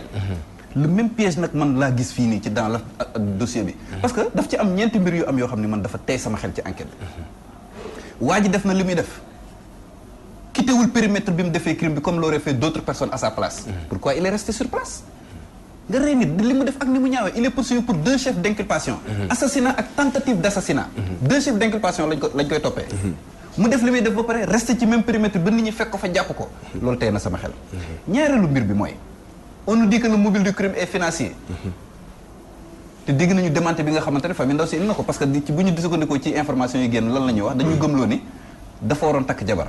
ñu laaj ko warugaru 300 000 francs. mais famille ndaw si mu waroon takk wedd nañ loolu. nee nañ musuñ ko laaj xaalis. donc foofu noonu am na ay doute. beneen mbir bi mooy li ñu dégg ci conférence de presse procureur de la République. dafa ne le mobile n'est pas politique le mobile est financier. alors que le débat là ne se pose pas encore. kenn taxagul wax ni mbir mi wàllum politique la crime politique la waxaguñ ko de. donc pourquoi mu am benn genre anticipation boobu noonu xaw na tey sama xel. l'autre chose bi indi sama doute ci enquête bi mooy précipitation bi ñu defee dossier bi c'est troublant. nit ku rey nit le même jour ñu arrêté la. le même jour tu fais des aveux pour reconnaître ni yaa ko def le même jour. l'information yëpp génn ci même jour. na comment se fait-il que ñu organiser fuite boobu ba mu am loolu tamit vraiment man tey na sama xel. ak yeneen i mbir te loolu c'est sans précédent pour enquête boo xamante ne ça implique un crime de sang. donc voilà autant d'éléments yoo xam ne moo tey sama xel moo tax ma ni man li xewoon ci Bassirou Faye bu amee fii du ma bett. buñ demee ba ci càppandal ga ñu gis ni kat mbir mi am na leneen lu ci am lu làq woon. parce que tamit dafa am de fortes présomptions yi expliquer que lii mën na nekk crime politique waxuñ ne am na nag. waxuñ ne crime politique am na. mais dafa am ay de fortes présomptions yu koy justifier parce que déroulement enquête dafa yomb trop c'est trop facile. leneen li nga xamante ne moom dama ko siy ñambas mooy li ñu wax léegi ci wàllum terrorisme bi milliards yi ñu injecté ci terrorisme bi man yaakaar naa ne bu ñu ko injecté woon ci secteur de sécurité problème yi dina wàññeeku bu baax a baax encore que dañuy jël ay milliards investir ko ci loo xamante ne wax dëgg yàlla mbir yu tey xel la de toutes les personnes yi ñu jàpp di leen poursuivre pour terrorisme moom wax dëgg yàlla naxe mbaay gi ci am ak caaxaan gi ci am man daf ma jaaxal parce que tamit boo ko jëlee dossier par dossier boo commencé l'affaire Imam Ndao ay caaxaan kese moo nekk ci dossier bi amul dara lu dëgër lu ci nekk daf ci am yenn personnes yoo xamante ni dañu leen war a libérer immédiatement parce que li ñu leen di jiiñ dara amu ci muy l'affaire Imam Ndao ak muy yeneen ak yeneen ensuite dans l'affaire Imam Ndao daf ci am ay violations yu graves yoo xamante ne dossier bi bu yegsee tribunal moom buñ doxalee neneen lu dul annuler PV bi dina ma jaaxal parce que ba ñuy def perquisition bi dañ fa ñëw à des heures yoo xam ne code de procédure pénale dafa interdire bépp takk der muy teg tànkam kër jàmbur 21h si guddi ba 5h du matin le fait que amul loi bu leen di parce que dañ ne parce que après lañ wax ne dinañu justement après lañ indi beneen loi buy permettre takk der ñu def loolu mais ba ko ñee di def fekk loolu loi bi autorisé ko loolu moom bu ñu ko bàyyee mu jàll ci dëkk bi moom ñun ñëpp nañ xam ne justice amatul Sénégal la deuxième chose mooy jëlal le cas dossier Imam Seye dañ ko condamné en première instance tribunal bu Kolda 1 an ferme chef de l'État def déclaration ne wéy liñ ko tëj dafa tuuti nañ ko yokk bu ngeen fàttalikoo samay kàddu jëm ne dama ne fii nag lay xamee ndax justice Sénégal moom na boppam wala moomul boppam est-ce que dinañ dëggal li chef d'État la ñuy ñëw appliqué mais bañ ba parquet dafay appel ba mu ñëwee dañ ko tëj 2 ans donc loolu li muy wane mooy justice du tëj di tijji de exécutif mooy tëj mooy tijji mooy justice mooy législatif lu ko neex mooy jàll nga jël kaawu Imam Dianko koo xamante ni bañ clôturer dossier am enquête yeeg lépp jeex na mais ñeente atu yàllaa ngi nii mu toog tëdd ci kaso yi kenn mënu koo atte lan la ñuy xaar pour atte ko te encore que li ñu koy jiñ sax lu tey xel la parce que jóge na au nord du Mali contexte terrorisme bi temps yi ñu ngi lutter contre terrorisme jóge na au nord du Mali dugg Sénégal ànd ak talibé ñu jàpp ko libéré talibé bu 15 ans bi la même chose la ñu même période bi ñu jàppee les 10 personnes yi nga xam ne dañ leen arrêté woon à Dagana doon wax ne ay terroristes lañ finalement ñu dem ba si biir xam ne ay maîtres arabes lañ donc wax dëgg yàlla nit ñi imam yi ñu jàpp tëj leen kaso dañ leen war a génnee libéré leen parce que li ñu leen di toppee dara amul si ay caaxaan kese la au même moment des personnes yoo xam ne ñi ngi def lu gën a grave ñi ngi fii ci dëkk bi am na ci ñoo xam ne gis nga takk der quelque part jar nañu jaajëfal parce que par exemple dañuy am courage mais am na soo xam foo xam ne ils sont limités Ousmane naka nga mënee comprendre Sénégal ay policiers wala ay gendarmes yu jug di def seen liggéey di def ay opération ñu xam ne fii kat ay trafiquants de drogue ñoo fi nekk wala def nañu lii def nañu laa dañuy jug pour def seen liggéey dem ba ci buntu kër gars yi seen téléphone yi sonné ñu ne leen annulé leen opération bi retourné leen mais mënuñu def leneen liñ leen sant la ñuy def. donc loolu yëpp nekk na ay mbir yoo xamante ne mbir yu doy waar ak tamit orientation yi nga xamante ne par exemple dañ lay koy jox dans le cadre des enquêtes. parce que boo gisee Tambawaale ni ñu doxalee ci moom. tamit ku gis loolu ni mu amee mënul ñàkk nga am doute. dans le fait ci assassinat bi nga xamante ne am na fi bërki Serigne Saliou su boobaa kan moo mën a sécuriser ak naka la ñuy def sécurité am comme pouvoir yëpp dañoo imbriqué wu di doxal ci wàllu yoon. non je crois que il faut que ñu respecter pouvoir bu nekk li nga xamante ne moom la en tout cas dans la République on a ici 4 pouvoirs. pouvoir bu nekk dafa am loo xam ne nii moom la ñu sant. te tant que respecté wuñu loolu du ñu gis toujours que ne sunu justice bi en tout cas ñi nga xamante ne ñoom la ñu dénk justice bi li nga xamante ne moom la ñuy xaar ci ñoom duñ ko gis moom. Oustaz Bamba wax na ko léegi fii c'est le président qui chapeaute tout. ñun suñu république yi dafa demee noo xamante ne ni tey le chef de l'exécutif c'est le chef en tout cas du législatif c'est le chef du judiciaire moom moo jiite ñëpp te loolu lu ko waral moo di le président a un excès de pouvoir yàgg naa ko wax ci ay émissions c'est-à-dire tant que wàññiwuñu pouvoir président de la république fii président moom mooy doxal lépp loolu moo waral li Pam Ndiaye doon wax léegi que président bu fekkee ne dañoo jugé nit mu xool ndax peine bi la peine est légère ou bien la peine est trop lourde et en ce moment là aussi ñi nga xamante ne moom seen i pouvoir de seen carrière seen avancement ci moom la ñuy dépendre aussi li nga xam moom la président bi wax ci boppam moom rek la ñu mën a def donc je crois que il faudra ñu redéfinir encore xoolaat les pouvoirs limiter les pouvoirs du président de la République parce que temps yi loolu moo nekk sax problème UMS ak actuellement ak le président de la République c'est parce que le président a trop de pouvoir su fekkante ne tey le pouvoir judiciaire ñoom amoon nañ yenn sañ-sañ yi tey exécutif bi duñu am benn comment dire yenn audace yi ba di leen jéem a imposer loo xam ne ñoom àndut ak seen ci réforme boobu ñu proposé seen i gis-gis loolu moo tax ma ne il faut que normalement il faut que ñu wàññiwaat les pouvoirs du président de la République parce que il y a un excès de pouvoir yoo xamante ne ni moo koy permettre moom il a les coups de franche sur tout ce qu'il veut loolu mooy permettre aussi que yenn dérive yi ñu koy gis chaque fois bu fekkente ne justice ñoom seen wàllu bopp am na loo xam ne ñu ngi koy bëgg a dogal su fekkente ne ça ne va pas dans le sens de nos hommes politiques en tout cas de nos gouvernants bu su boobaa aussi ñoom fi nga xam ne moom la ñu orienté justice bi ñoom foofu rek la ñu war a mën a dem il est vrai que nag wax dëgg yàlla am na ci des gens yoo xam qui sont vraiment indépendants des gens qui sont impartiaux mais nag aussi li ñu naan ku ëmb sa sànqal ëmb sa sutura moo di loolu malheureusement moo fi am te gis nga chaque fois dañ koy gis ci kii yu mel